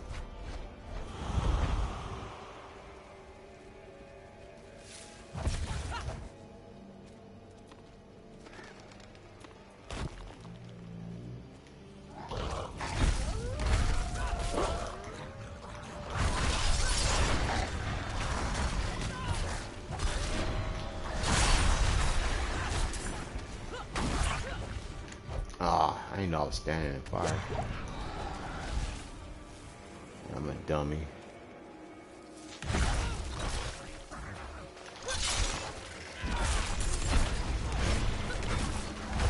That was delayed, gotta stop. The kick is faster than that.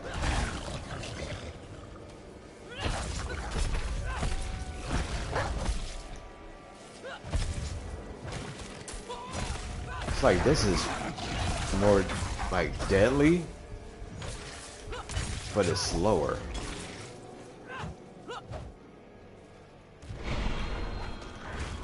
So it's like, what do I choose?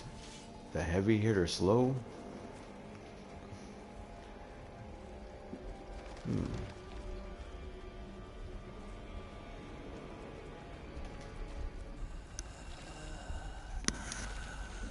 Did you stop her? No, she was already gone. And I fear she has taken a piece of you with her. A beast born from your blood. It's my fault. What part did you have in this? A pact with Lilith to help me destroy the Knight's penitent. In return for what? I told her where Astaroth is hidden. Held high. Why? In her presence, I lost control. Rage consumed me. There's only one thing to do now. End the corruption.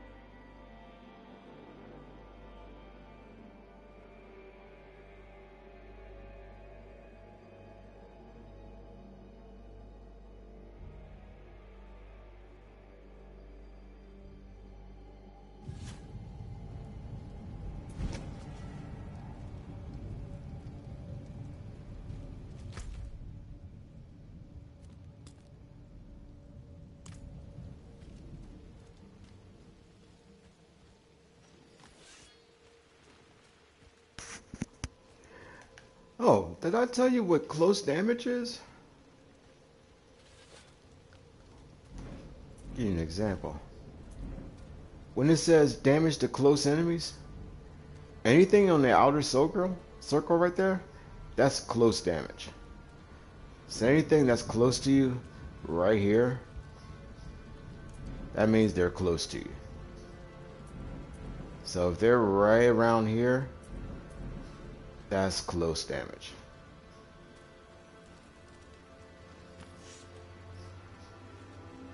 Forgot to mention that.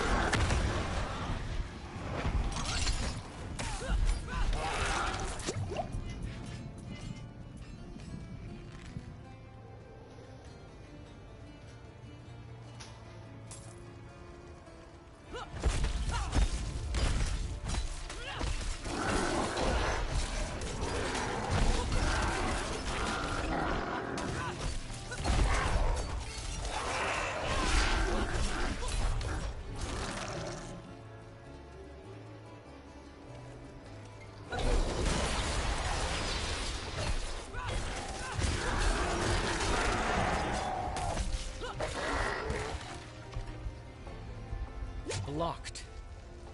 I'll have to find another way inside.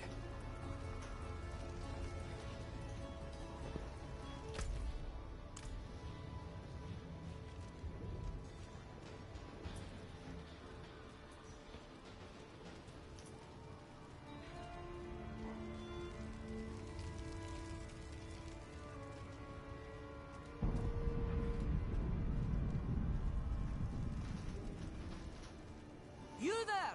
Come here!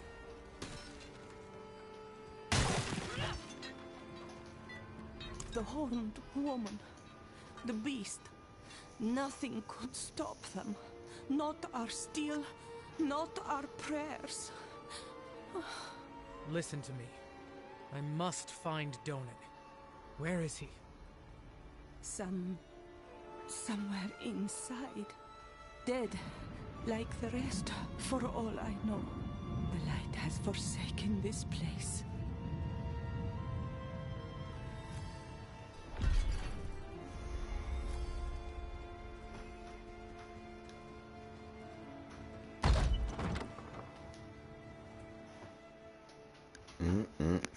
This should be fun.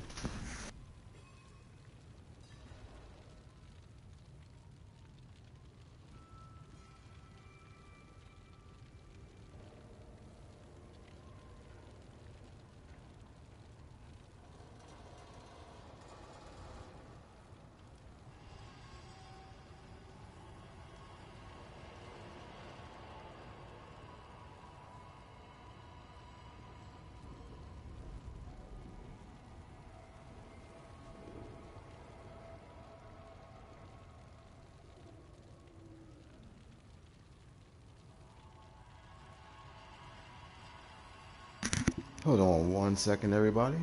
And thank you very much for your patience.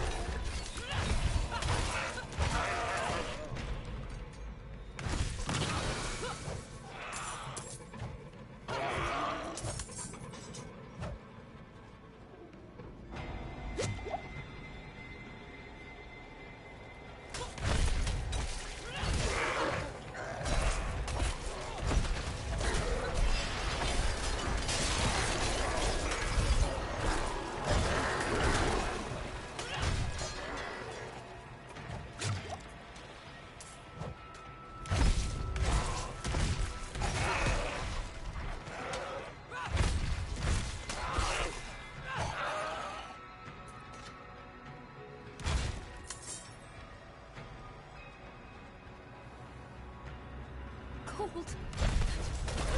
So cold.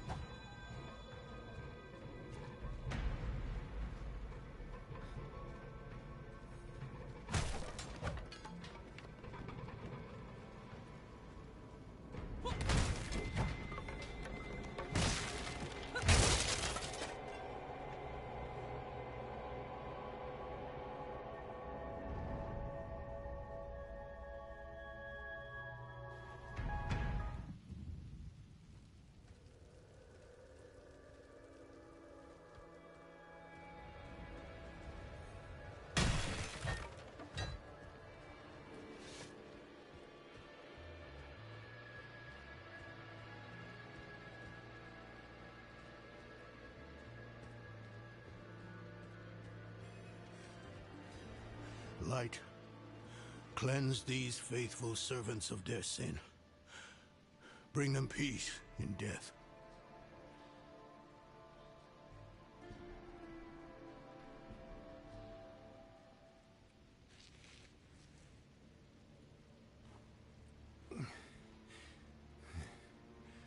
Bloody miracle you made it here in one piece. Lilith and that beast tore right through us. Could have killed me too. But she left me untouched. She's toying with me. Wants me to watch her destroy everything I've built.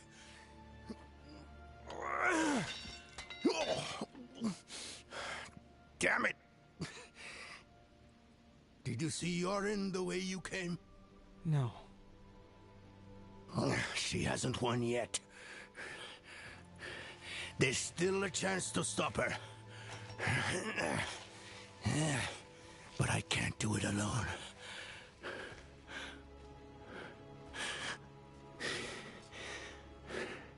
I'm with you.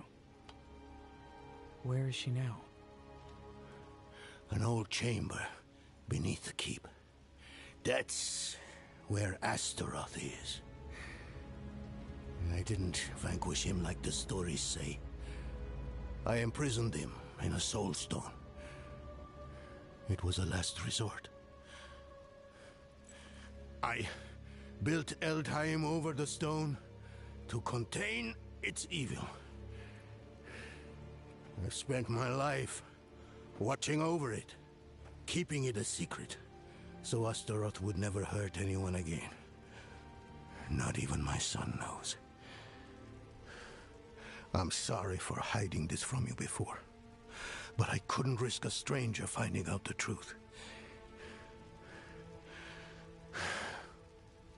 We should get moving. Follow me. If you didn't see Yorin outside, we'll search on the way.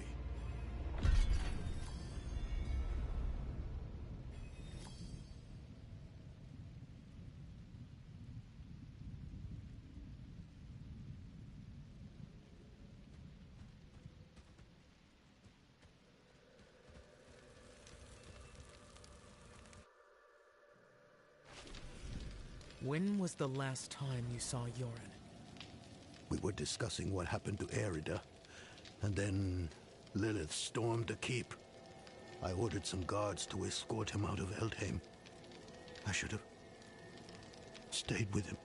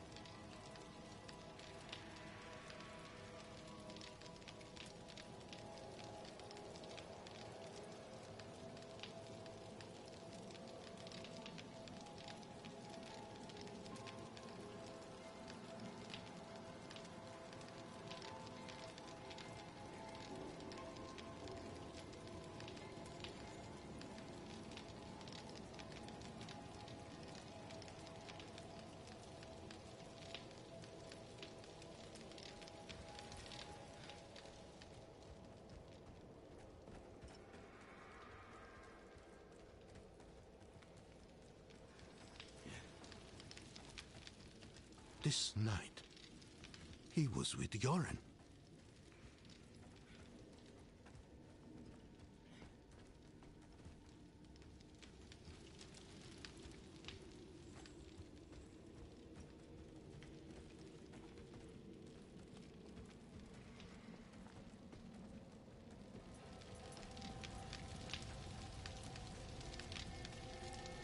Oh shoot, I come back to the game and it's two people.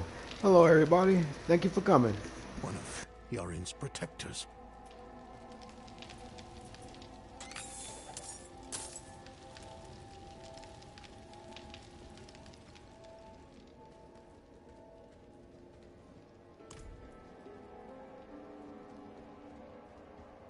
The last of my son's guardians. Come, quickly. Yorin's mace is here. I told them to get out. Maybe he and the Knights tried to stop Lilith. Could she have taken him somewhere? What possible reason would she have? He means nothing to her. We need to move. The way to Astaroth is through here.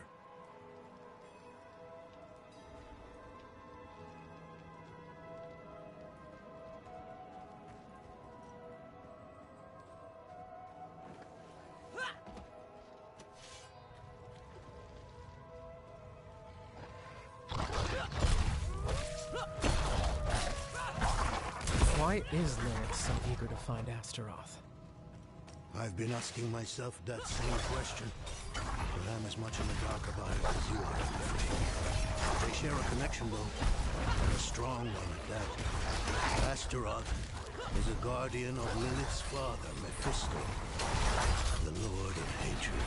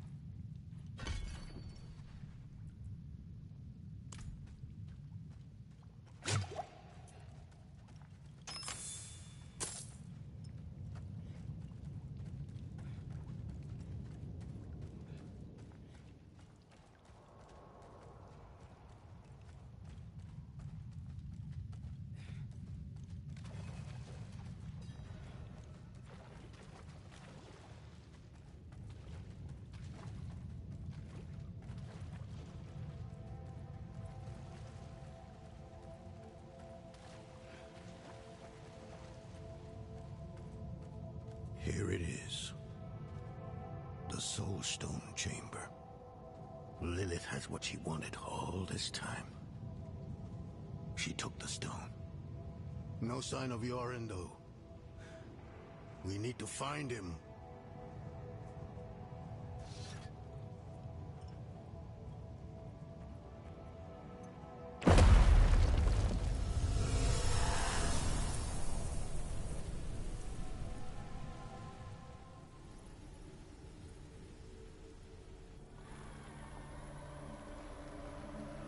Mighty Astaroth.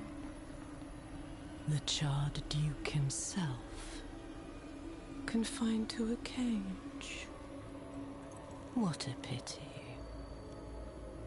Daughter of hatred. I have an offer.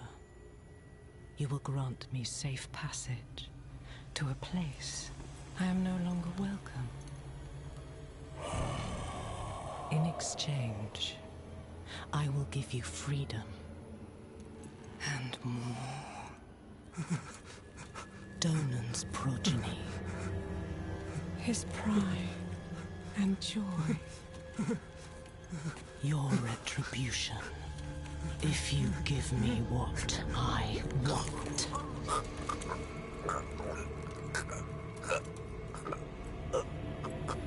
You will have safe passage.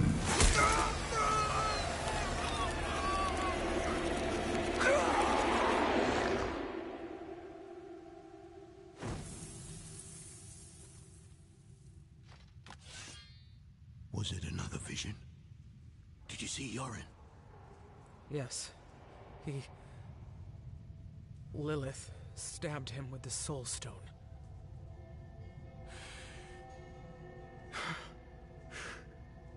My son? I'm sorry, Donan. This isn't over. I know what No. There's still time. You have to trust me. Meet me in the Great Hall.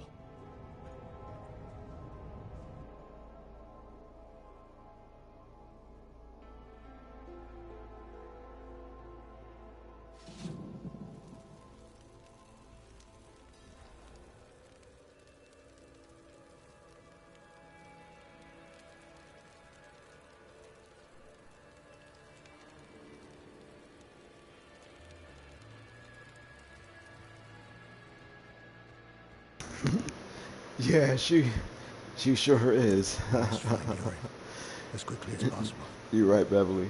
I realize how hopeless this all seems, but I've spent half my life studying the Soul Stone. I know its nature. It will take time for Astaroth to overpower my boy. I taught him well. Even now, he's resisting the demon's influence. They'll be close by. Karagar, perhaps.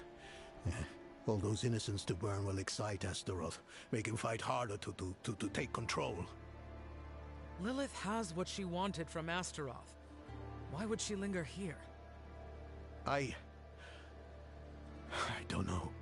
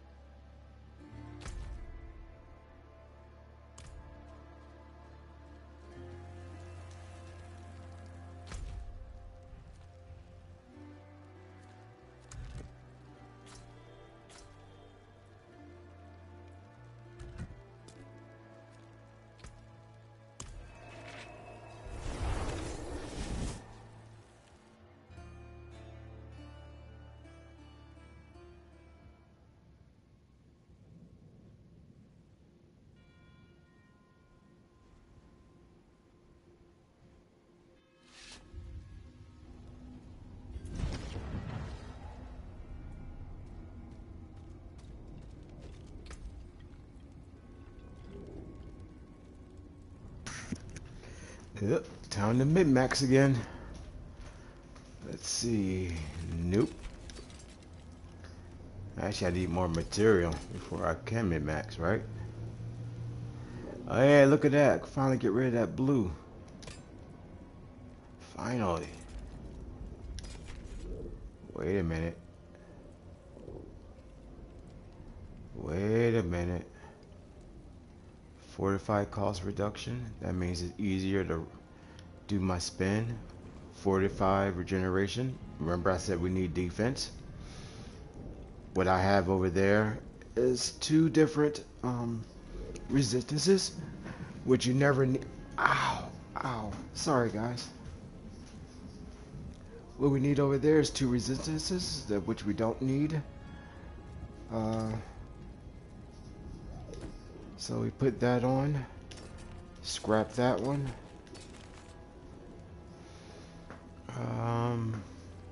Let's see, we lose a little bit of damage, but we gain core, which is whirlwind damage, strength, which is overall damage, and damage to slow enemies. When I hit somebody, they become slow. So that's good. Overall, that's actually pretty good. Because I don't do... Oh, I do damage over time with the bleed. But the bleed is not happening fast enough, though. Now I'll stay what I have. Oh, never mind. Let's see what we got here. More damage, more basic skills. More a little bit of everything. Okay, that was actually better. And then now we need material.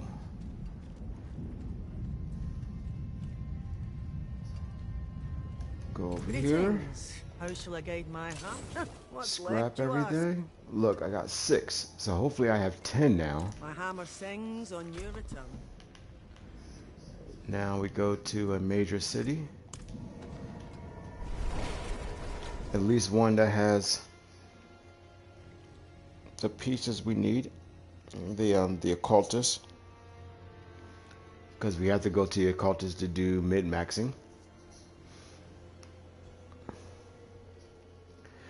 I think we need, no, we needed 21 to even put it on our weapon, remember?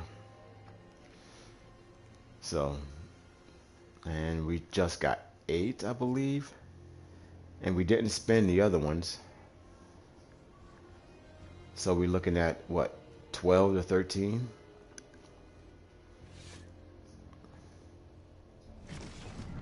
Right? We're looking at between 12 and 13. Let's see.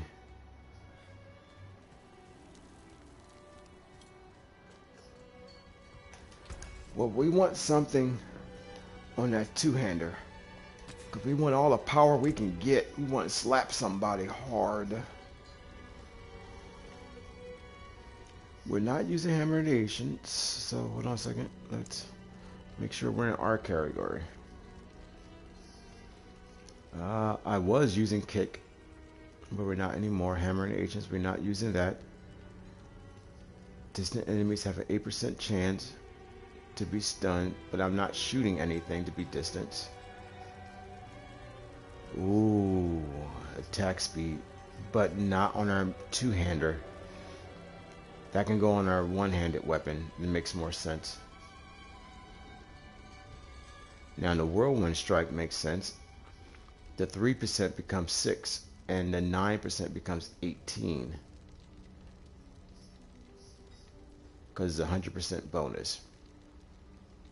Now we got the thorns becomes 40%. 40% chance to deal damage to all enemies.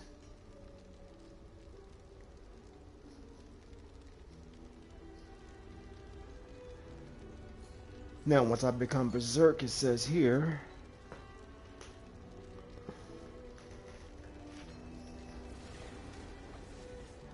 I already have that.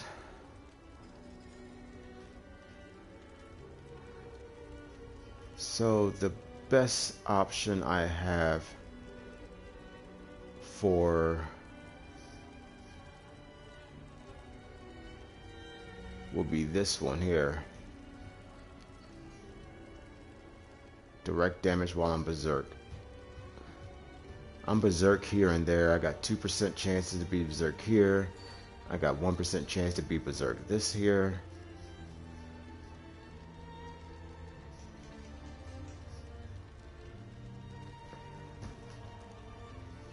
Let's see how much it costs.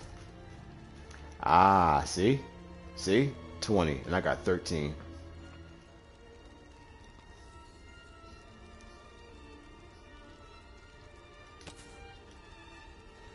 Let's see what shoes have.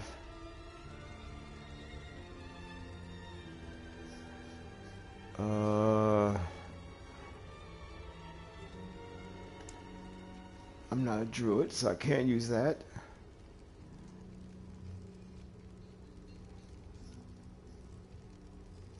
Damage against bleed enemies have a stun chance.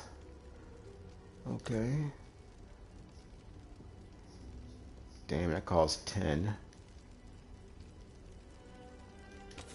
Alright, let's see if I can get that speed one we were looking at so we can attack faster. There it is. Basic attacks do 15% attack speed. That one does 10 as well. Alright. So everything costs 10. Oh look, I could put the speed here. So that's 50% more. So now I do 25% more speed. But what other options do I have? That's why you always need to check, especially with gear like this that have multiple options. You always need to check.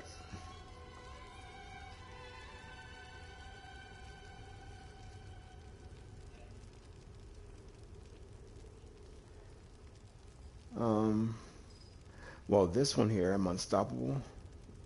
Well, wild unstoppable. Okay, I gotta cast it first.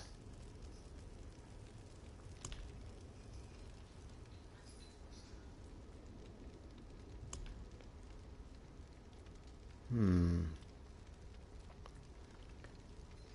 not doing a hammer at all.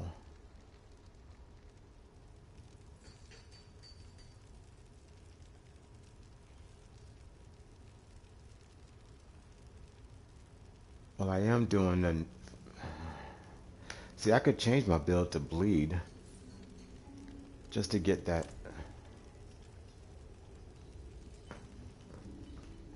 Just to get the 30% extra damage.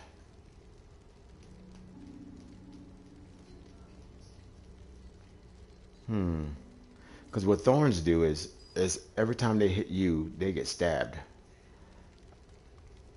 And with the whirlwind, that's definitely instant stab. But then I got that lunge move.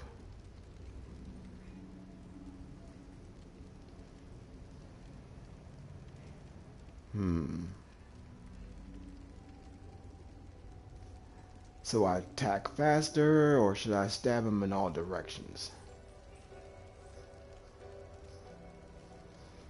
And that's when you need to consult what skills you have on your build. See, I have that, but this increases your thorns damage. These two here. Based off your life, and thorns and your bleed go together.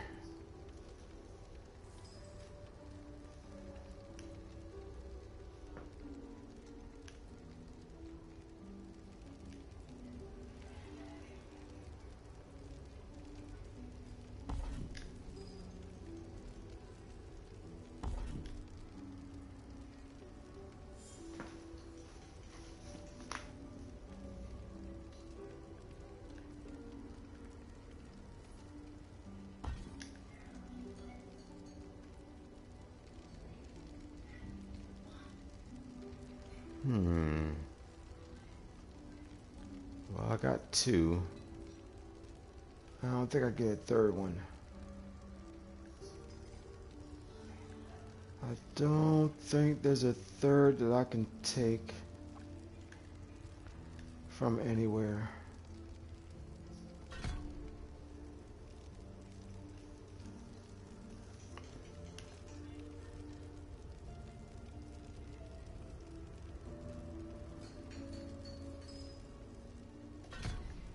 Alright, they take thorns as bleed as well.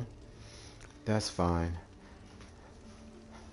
I haven't leveled up all the way, so I still got plenty of points coming to me in the long run.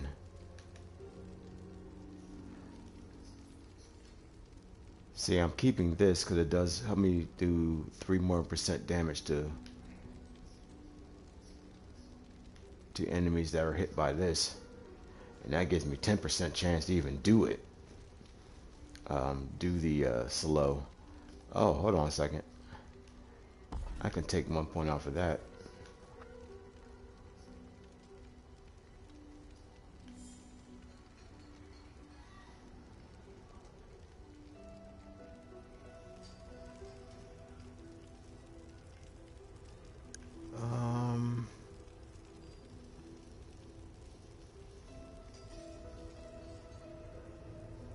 Let's see if I put it here to go with the bleed here, to go with this bleed here, to go with this bleed here. So that's a lot of bleed happening everywhere. Okay. So that means if I go here,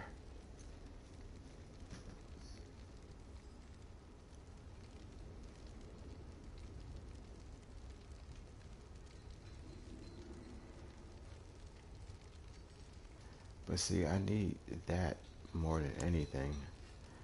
I need all the defenses I can get.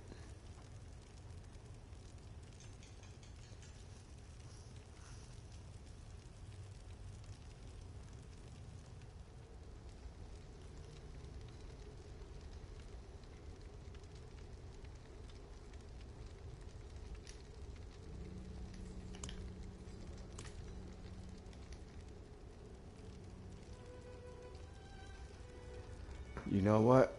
Let's which one's stronger?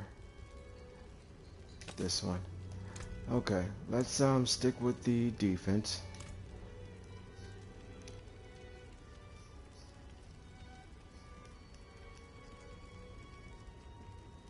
No, I can dodge defenses. I can dodge. I'm good dodger. I'll dodge. Let's go here. Let's stab people. And we'll come back with the defense. How many more we need? Let's see. Come here, go here, go here. And here. Here. And I need 7. Alright, I got bleed coming out the wazoo. Everywhere you go is bleed damage coming out. So we'll see. We will see if it works. Alright. Got my new material on it, like I always said. Once you finish, now you put your stamp on it.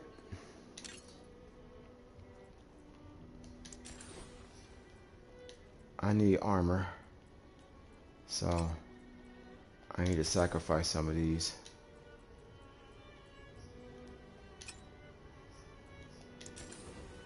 Alright, and now I'm going to put my stamp on it.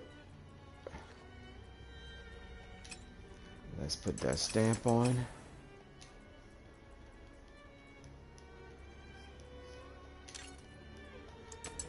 And bam.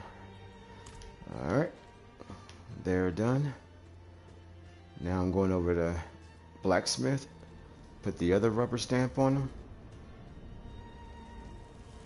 Reason why I say rubber, because they're going to come off real easy. Father bless. What do you need? Go over here. 1. Ooh, that's good. 2. You always hope that your gear give you whole numbers besides 0.5, 0.2. You don't want those. Not bad.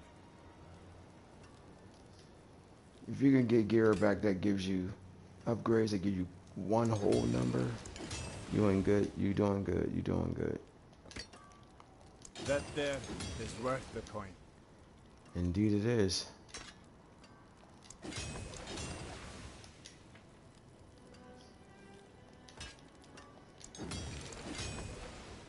Alright, got my rubber stamps on everything. Gear is repaired. There is nothing to sell. Oh no, there's one. What are you? Gem? What kind of gem? Now I could use damage over time. Anything breaks, the forge is hot. But let's see. I need to put in armor though.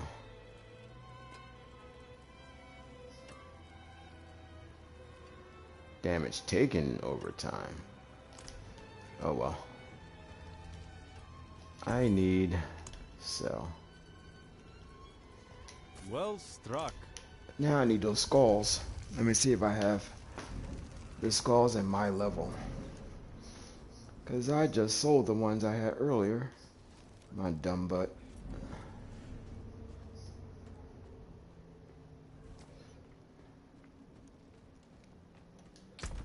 Alright. Nope. None of them are my level. Oh no, I'll take that one. Barrier, yep, I'll take that. Those are too high. If you click in any inventory that you're in, if you click in the right thumbstick, it will separate everything in categories.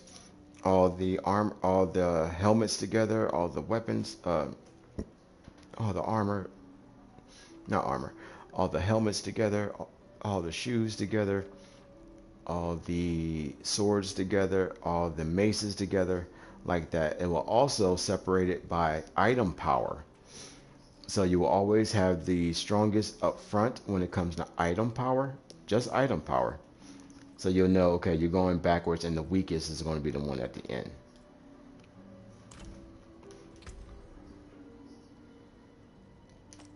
Oh man, I need to put a slot in one of my pieces of gear. And barrier generator. Okay, I need one slot and a piece of gear. And don't want to waste a slot, but I use my basic ability a lot right now. It's keeping me alive. What's my strongest? Oh look, core skill damage. I'll take that.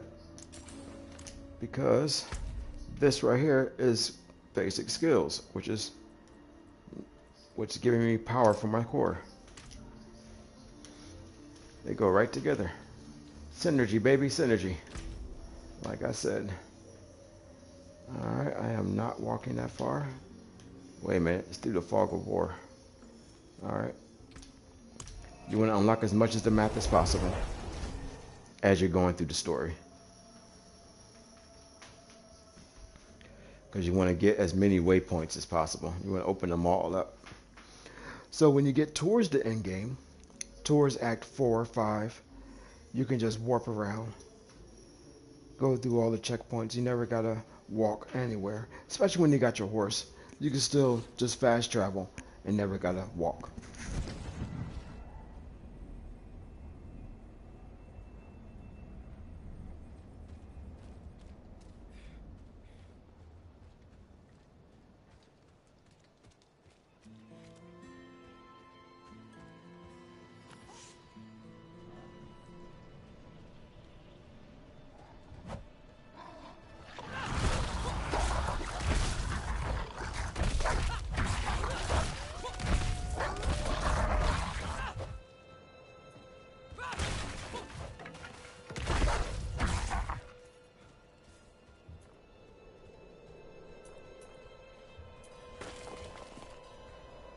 Is someone there?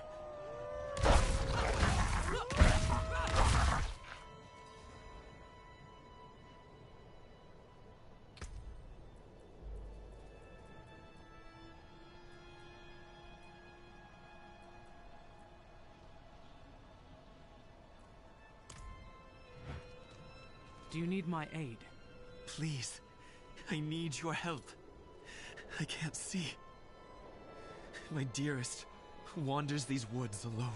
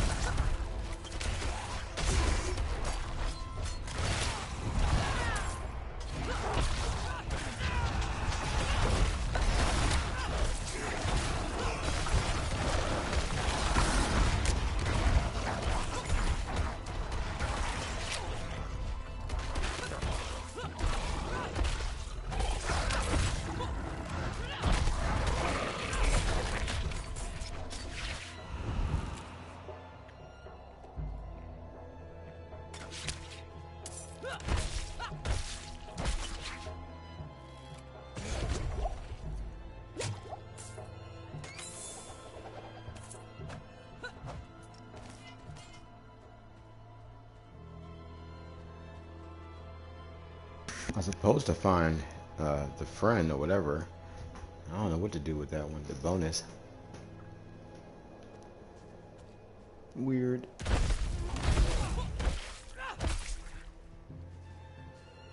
Die. Oh, late.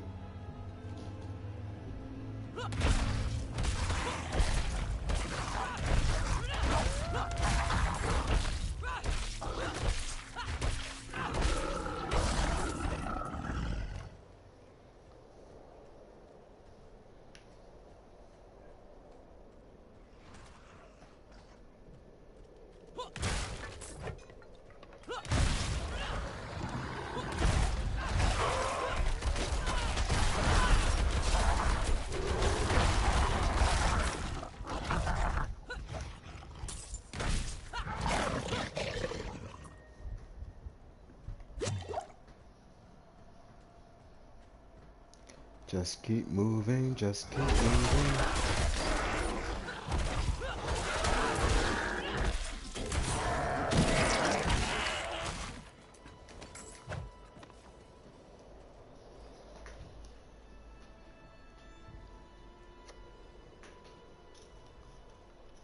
Overall, this game is about,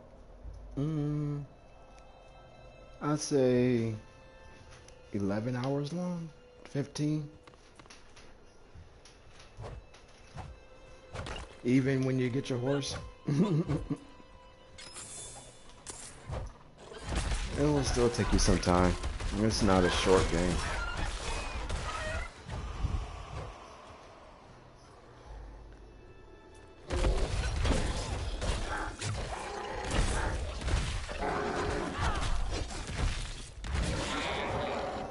This is still not a short game. It's a lot to do. From all the renown, the altars of Lilith that you have to find to make the game better. Side quests that you have to do, or not have to, but can do. The main story itself.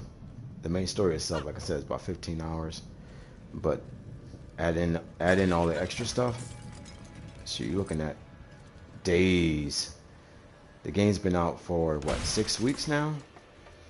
And some people still didn't beat the game because there's so much side quests you can do. So many side quests you can do. Like, I'm level 29, and most of it is because of side quests. I did more side quests than I did storyline.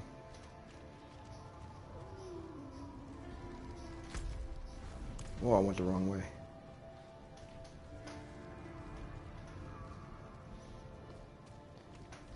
Too busy walking and talking, I forgot where to go. Wasn't watching where I was going.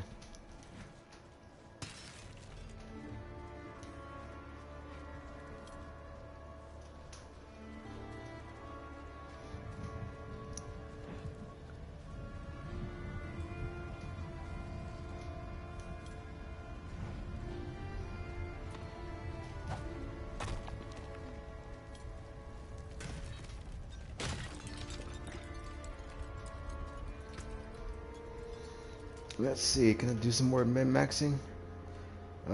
This one has damage reduction, damage itself, and speed. It's actually better in power level as well, but I lose my thorns that I just put on. I just put the thorns on. So this amulet is actually better, but I just put the other one on, which sucks. Because I just put it on. Alright. Weapon. Close to enemies, that's where I'm at. Vulnerable, that's what I do. Slowed enemies, that's what I do. So this one is better overall. Put it on. Armor. Armor is better. All stats need those. Crowd control. Crowd control reduction, that's when they knock me down. Okay. And cooldown reduction, so I can use my skills more. That's what I lose. What do I lose? Poison, fire resistance. They're both useless. Steel grip, I do use it, but I don't need an extra one to add to it. So this one is actually better. Next. 440, better. The other stat, don't worry about it. Danger to injured enemies, always good. Anything damage, you don't have to do this kind of build, but damage to healthy or damage to injury. If you stack those, you can one-hit kill people. So a lot of people don't do it because either they don't know about it or they don't want to do it. But if you add those to your build and stack them, you can one-shot people.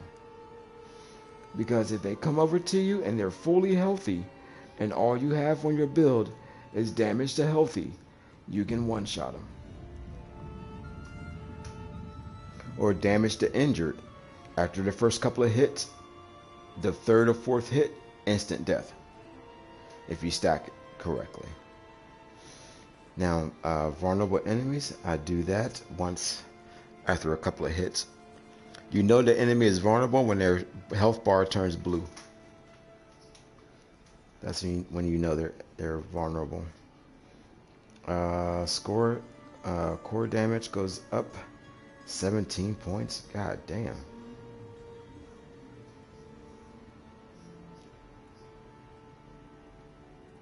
No, it goes from 13 to 17. I'm sorry.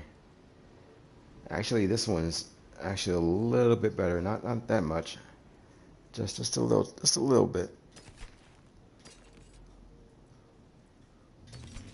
Trash. That one is way 100% better. 100% better. I just gotta go back to the town and slap that aspect onto it, and then it's good again. But I don't know if I have enough material to do it. Not yet. And for this one is actually better as well. But again, don't know. Yeah, I'll take it. Okay, I'm gonna keep what I got on until I fill up my inventory to go back and change the aspect on the amulet.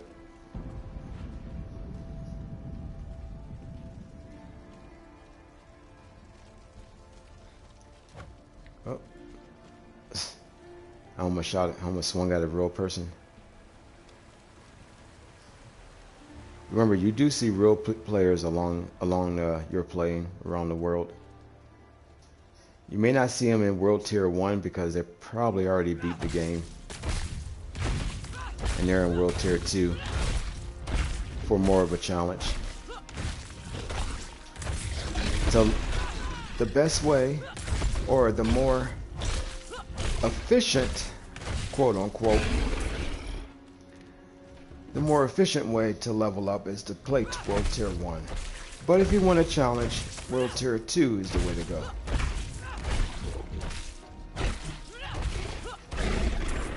But if you're just trying to quickly get to the end game, go World Tier 1.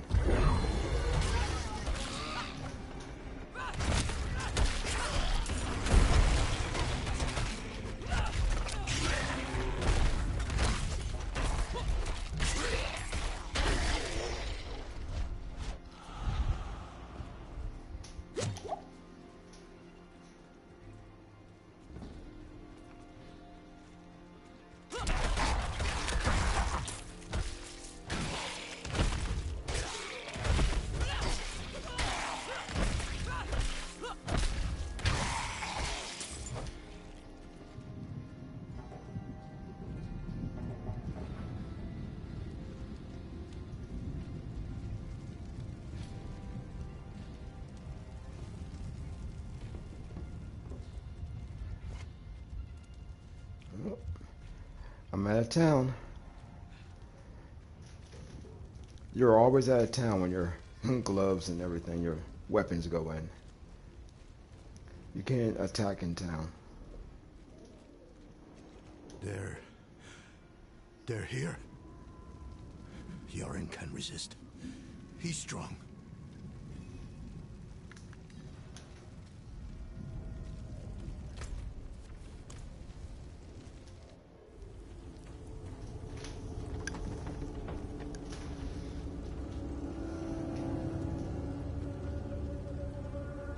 You're in! You're in!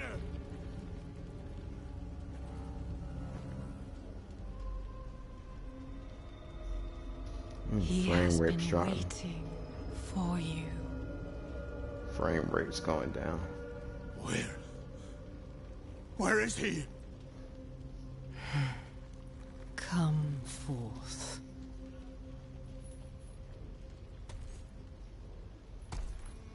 Oh, Jesus Christ. My boy. This should be a boss in the game. That's normal. A normal, everyday boss. Wept until his tears became fire.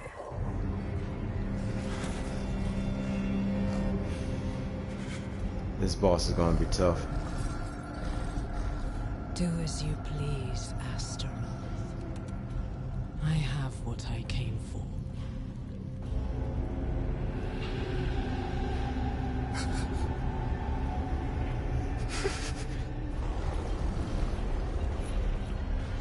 I walk up like nigga, please.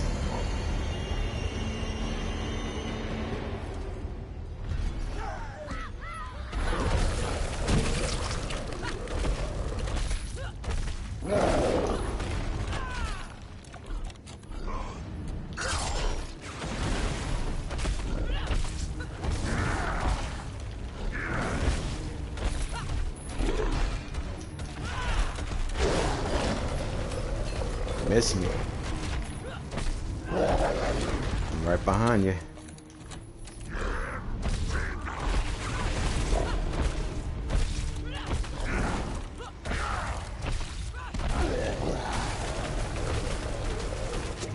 Ah, it got me stunned. I'm pinned in the corner.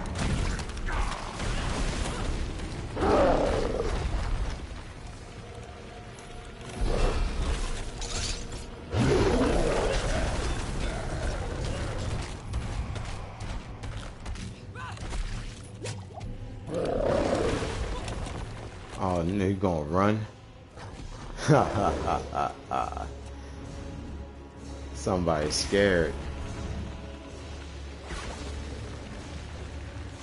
Why are you scared? I ain't never scared. What? I ain't never scared. What? I ain't never scared. And you got a big ass dog. Are you scared?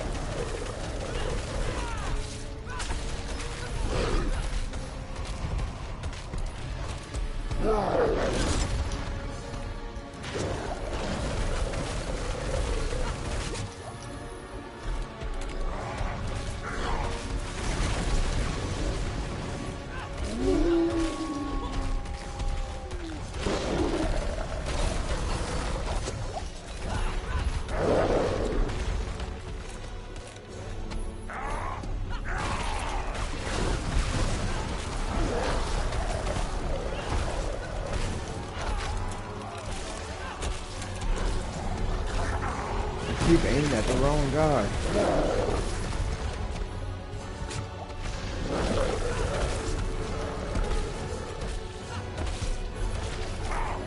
You know what sucks about this game? You can't pause. Oh look.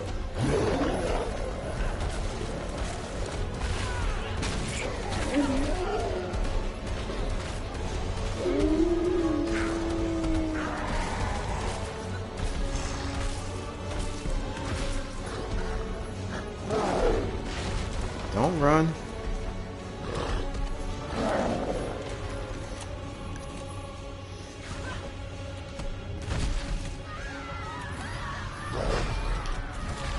Gotcha.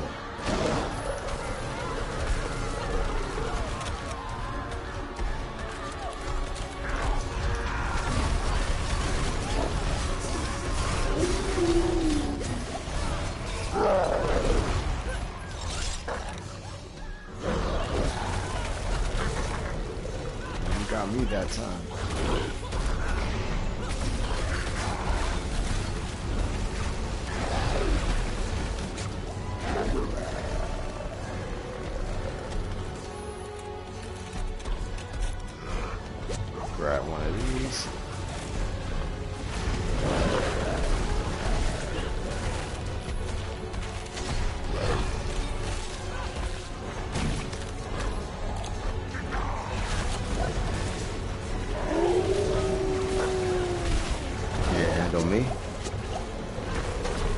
Can't handle me. Can't handle me.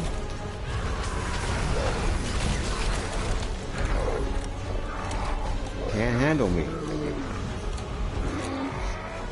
This will be your last stupid mistake. Exactly.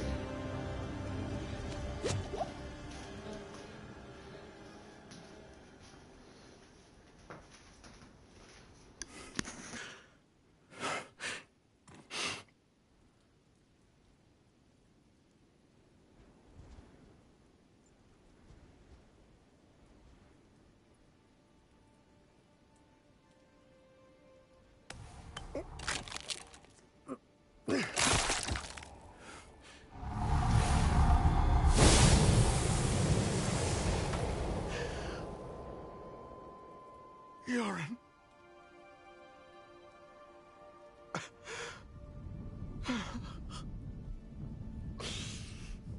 I'm sorry, my son. I'm sorry.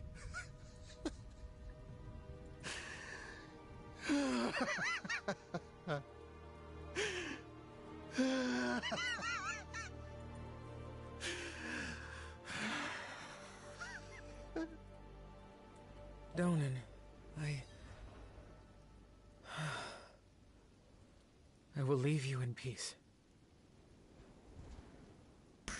Oh shoot, look what we got. There's a star. Legendary. Dun dun dun dun dun. What did we get?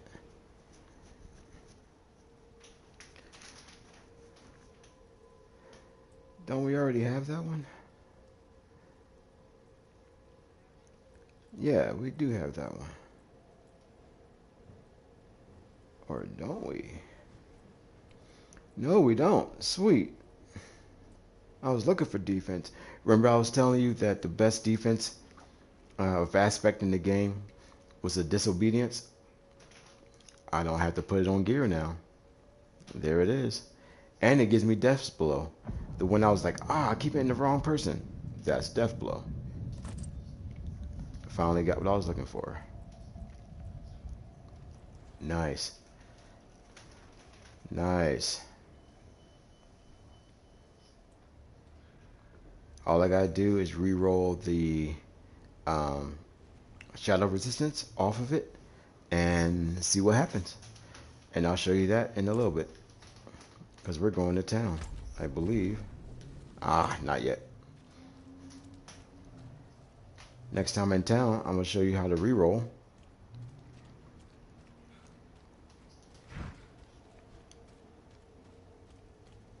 That will be our first re-roll together.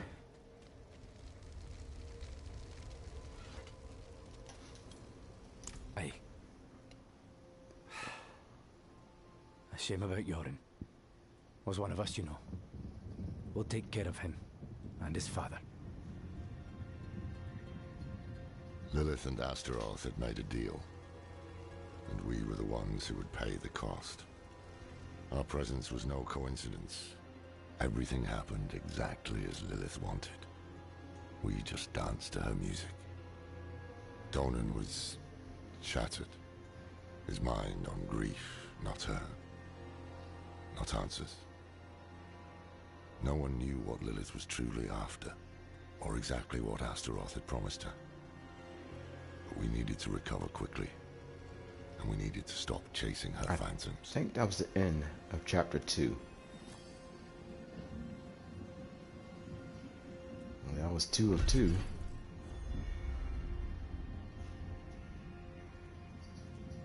Let's find out. Yep, that was the end of chapter 2. Now we're on to chapter 3, everybody. Good job, everybody. We did good.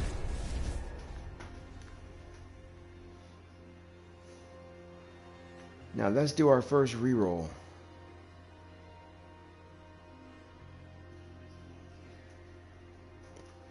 We gotta get that shadow resistance off. Hopefully we can get life. Definitely we get life. Life or armor? That's what we need. Life or armor.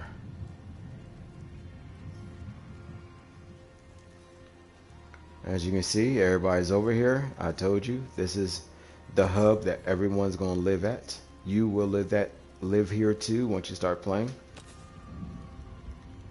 Oops, wrong section. Enhance, enchant. Go over here, and we want to get this off. And let's see. Hello. See, you will not be able to cancel the enhancement action once the occultist has selected the replacement affix. In the next stop, enchantment of the item will also bind to the account, making this item untradeable. And there we go. You can either keep it the way it was with the shadow and resistance. You can change it to one of these two. Looks like they're going to give me a different stat of shadow resistance. I can keep the one I had before. As you can see, it says material won't be refunded. So either way, you'll still lose the material. So whatever it re-rolls to, pick from it. And cooldown reduction, which always you need cooldown reduction. So you select it, you go down here, and you replace it. And now I have cooldown reduction on my gear. And as you can see, it costs 2, so I don't have anything I can do anymore. Bright aura. Brighter soul. So, oh, the amulet. Let's see what I can do with that amulet.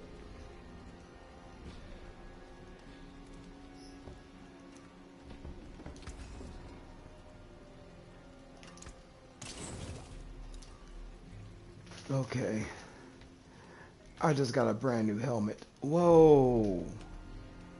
Can I get that 1 extra point in cooldown? Just 1 point. Just move that over 1. That's all I ask. Better than starting from nothing. And I don't use double swing, so that is a no-go. Intelligence, I don't need it. Willpower, I do need. And strength, I do need. Gosh darn it. Well, can't use that bad boy. Alright, I need that amulet. Return soon. I need that amulet.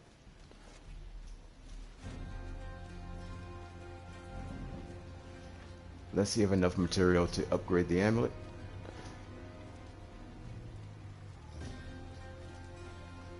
Probably not, but we'll see.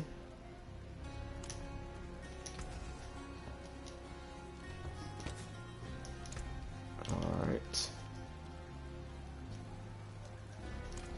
Nope, still need 4 more.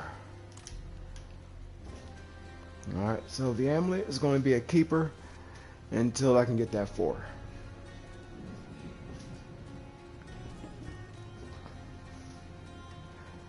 So besides waste space, I'm gonna put it over here until I can get the piece. You'll be doing that too when you're on your first playthrough. Your stash is all characters use the same stash. All characters share the same money. All characters share the same resources.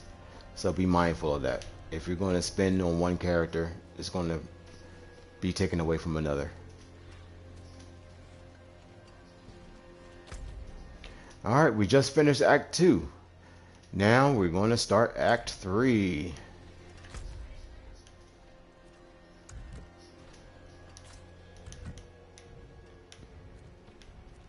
And Act 3 starts way over here.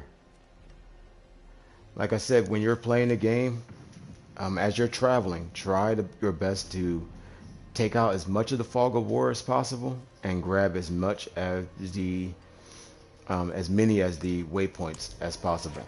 so you don't have to walk again back to where you were.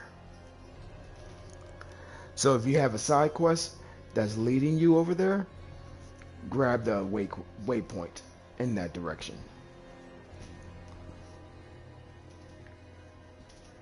And if you don't see a waypoint in that direction, just walk around the circle for a little bit and kill the monsters, gain some levels, and find the waypoint.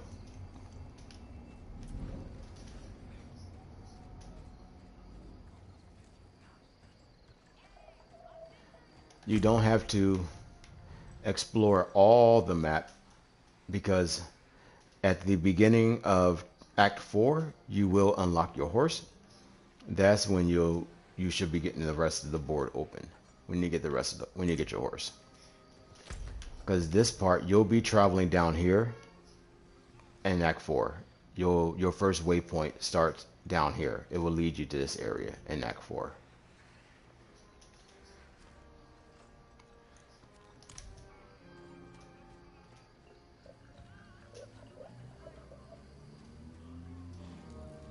But of course, if you want to head that way, you can head down that way in the very beginning of the game. You're not, stuck in one area ever. Just know if you head that way in the beginning, you will die. They're a lot tougher.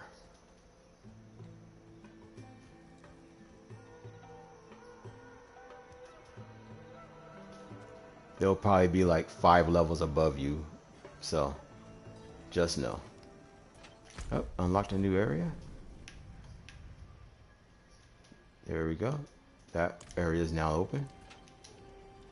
I had hoped to find a witness who saw Elias. Instead, I have a camp of dead merchants. They were slaughtered by demons, that much is plain. But none were summoned here. We should search the canyons. Could Elias have summoned these demons? Easily. And assuming he did, he may still be here. Stay close to me.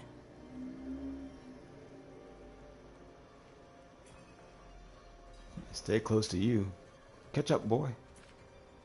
See these plants? You'll end up getting a whole bunch of material out of those plants.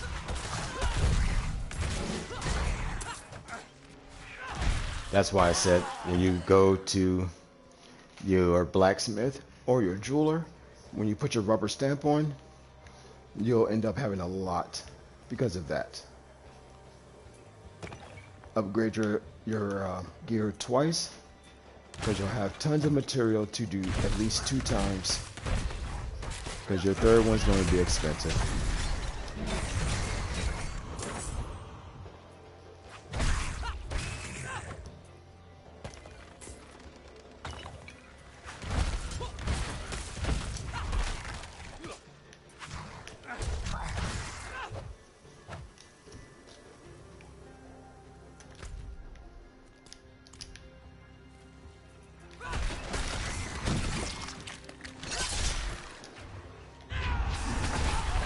Oh, how did I...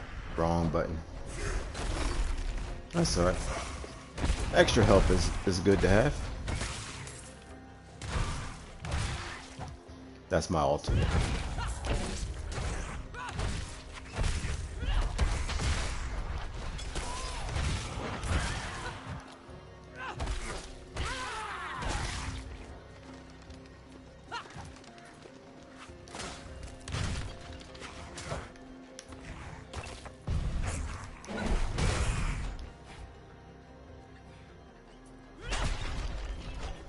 I hear a stone carver lives in that house. A man called Genbar. It's hidden, isolated. Perfect for working in solitude. Reminds me of your house.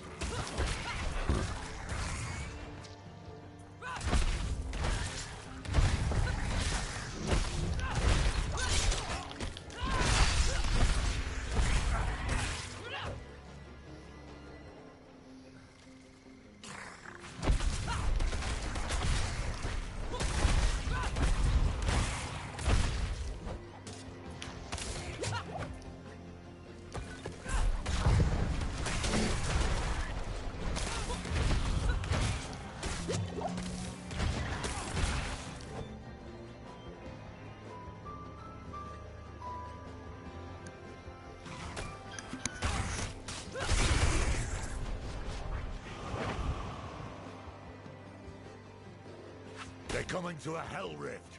I will close it. Put them down.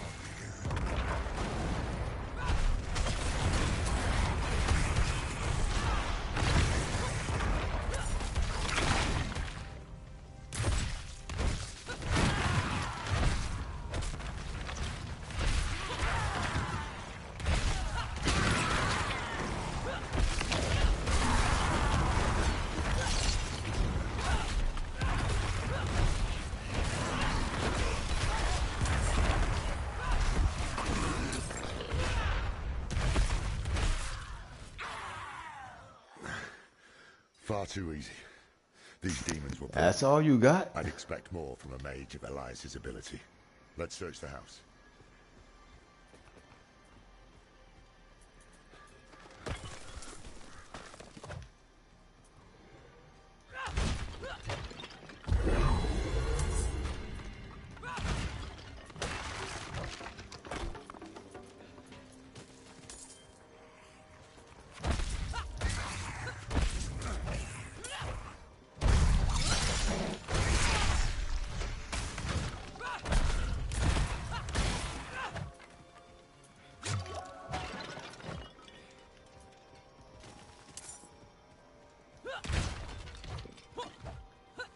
Tread carefully. Elias could still be close. See what you can find.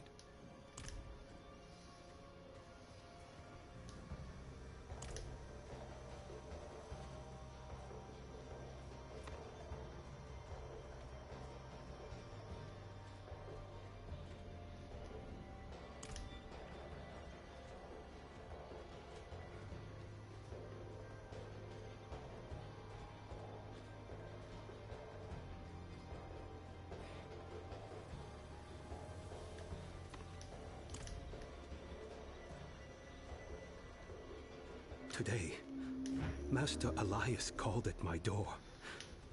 I had trouble with my words, so I showed him my carvings. He said he could see my pain in them. The pain of a lonely man who had learned to hate the world. And yet, our... Shut up.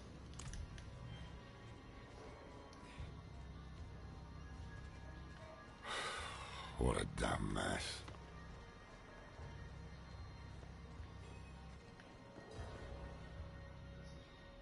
Burning hell. We're too late. Elias is long gone. This Genbar is our summoner. How can you be certain? Isn't it obvious? Elias finds Genbar alone, friendless, full of anger. So he plays him like a fiddle, offers him Lilith's love and a part in his grand delusion.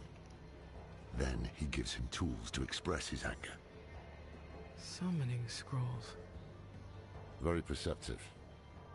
Who knows how long Genbar has stewed in this madness? Let's hope he can still be questioned. Mm-hmm. Let's hope.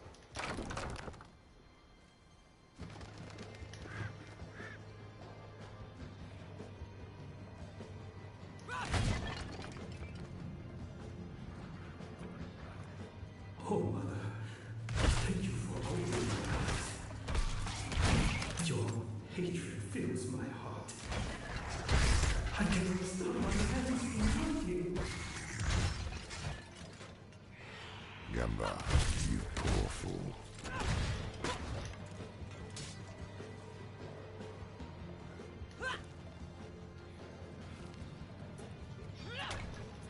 There's an altar.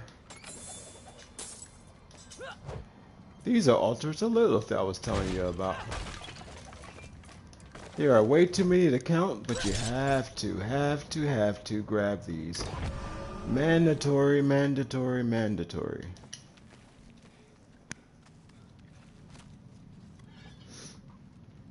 I already grabbed them all. So it's not going to give me any bonus for me, but it will give you a bonus for a new player.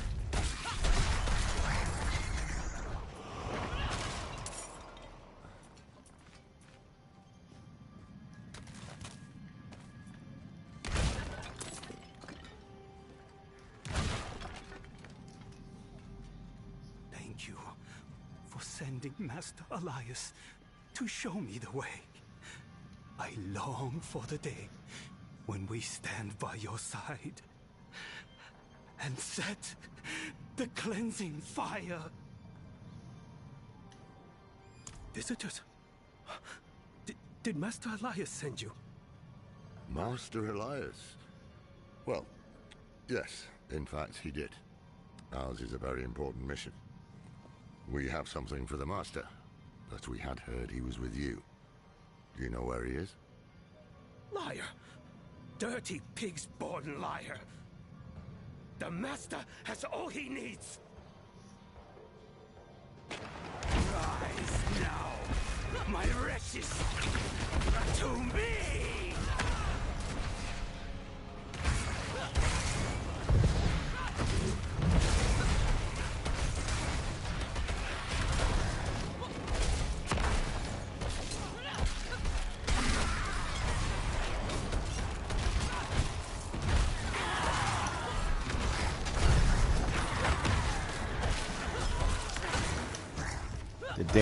The most dangerous thing in this game are enemies from a distance. Hear me! Your enemies are here!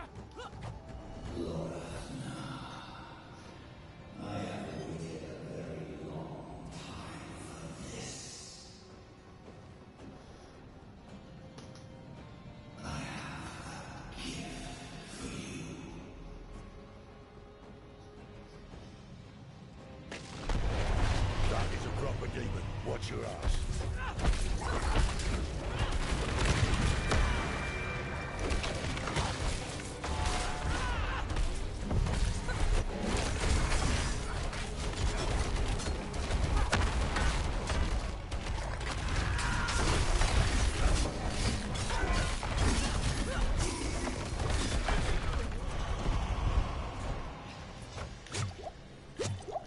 Oh, Elias, how vicious you've become.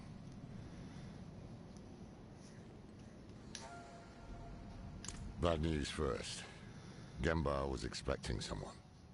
It seems Elias has turned others to his madness. Taught them to summon too, I'd wager. You heard Gembar. The Master has all he needs. They're about to do something drastic. And the good news? Elias gave us a gift, remember? This demon he sent to kill us. It is unique. It requires constant feeding.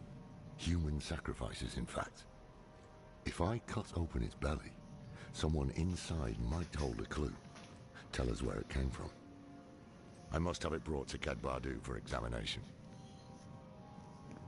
Make yourself useful and head for the Orbe Monastery. See what's keeping that bloody abbot. Alright, level 30. Alright, everyone. We're going to stop right here. We're going to start with the second mission, or actually the continuation of the first mission of Act 3. Thank you for joining me. Until next time, we're going to continue with more min-maxing and Codex on the next episode. Thanks again for joining me. Peace.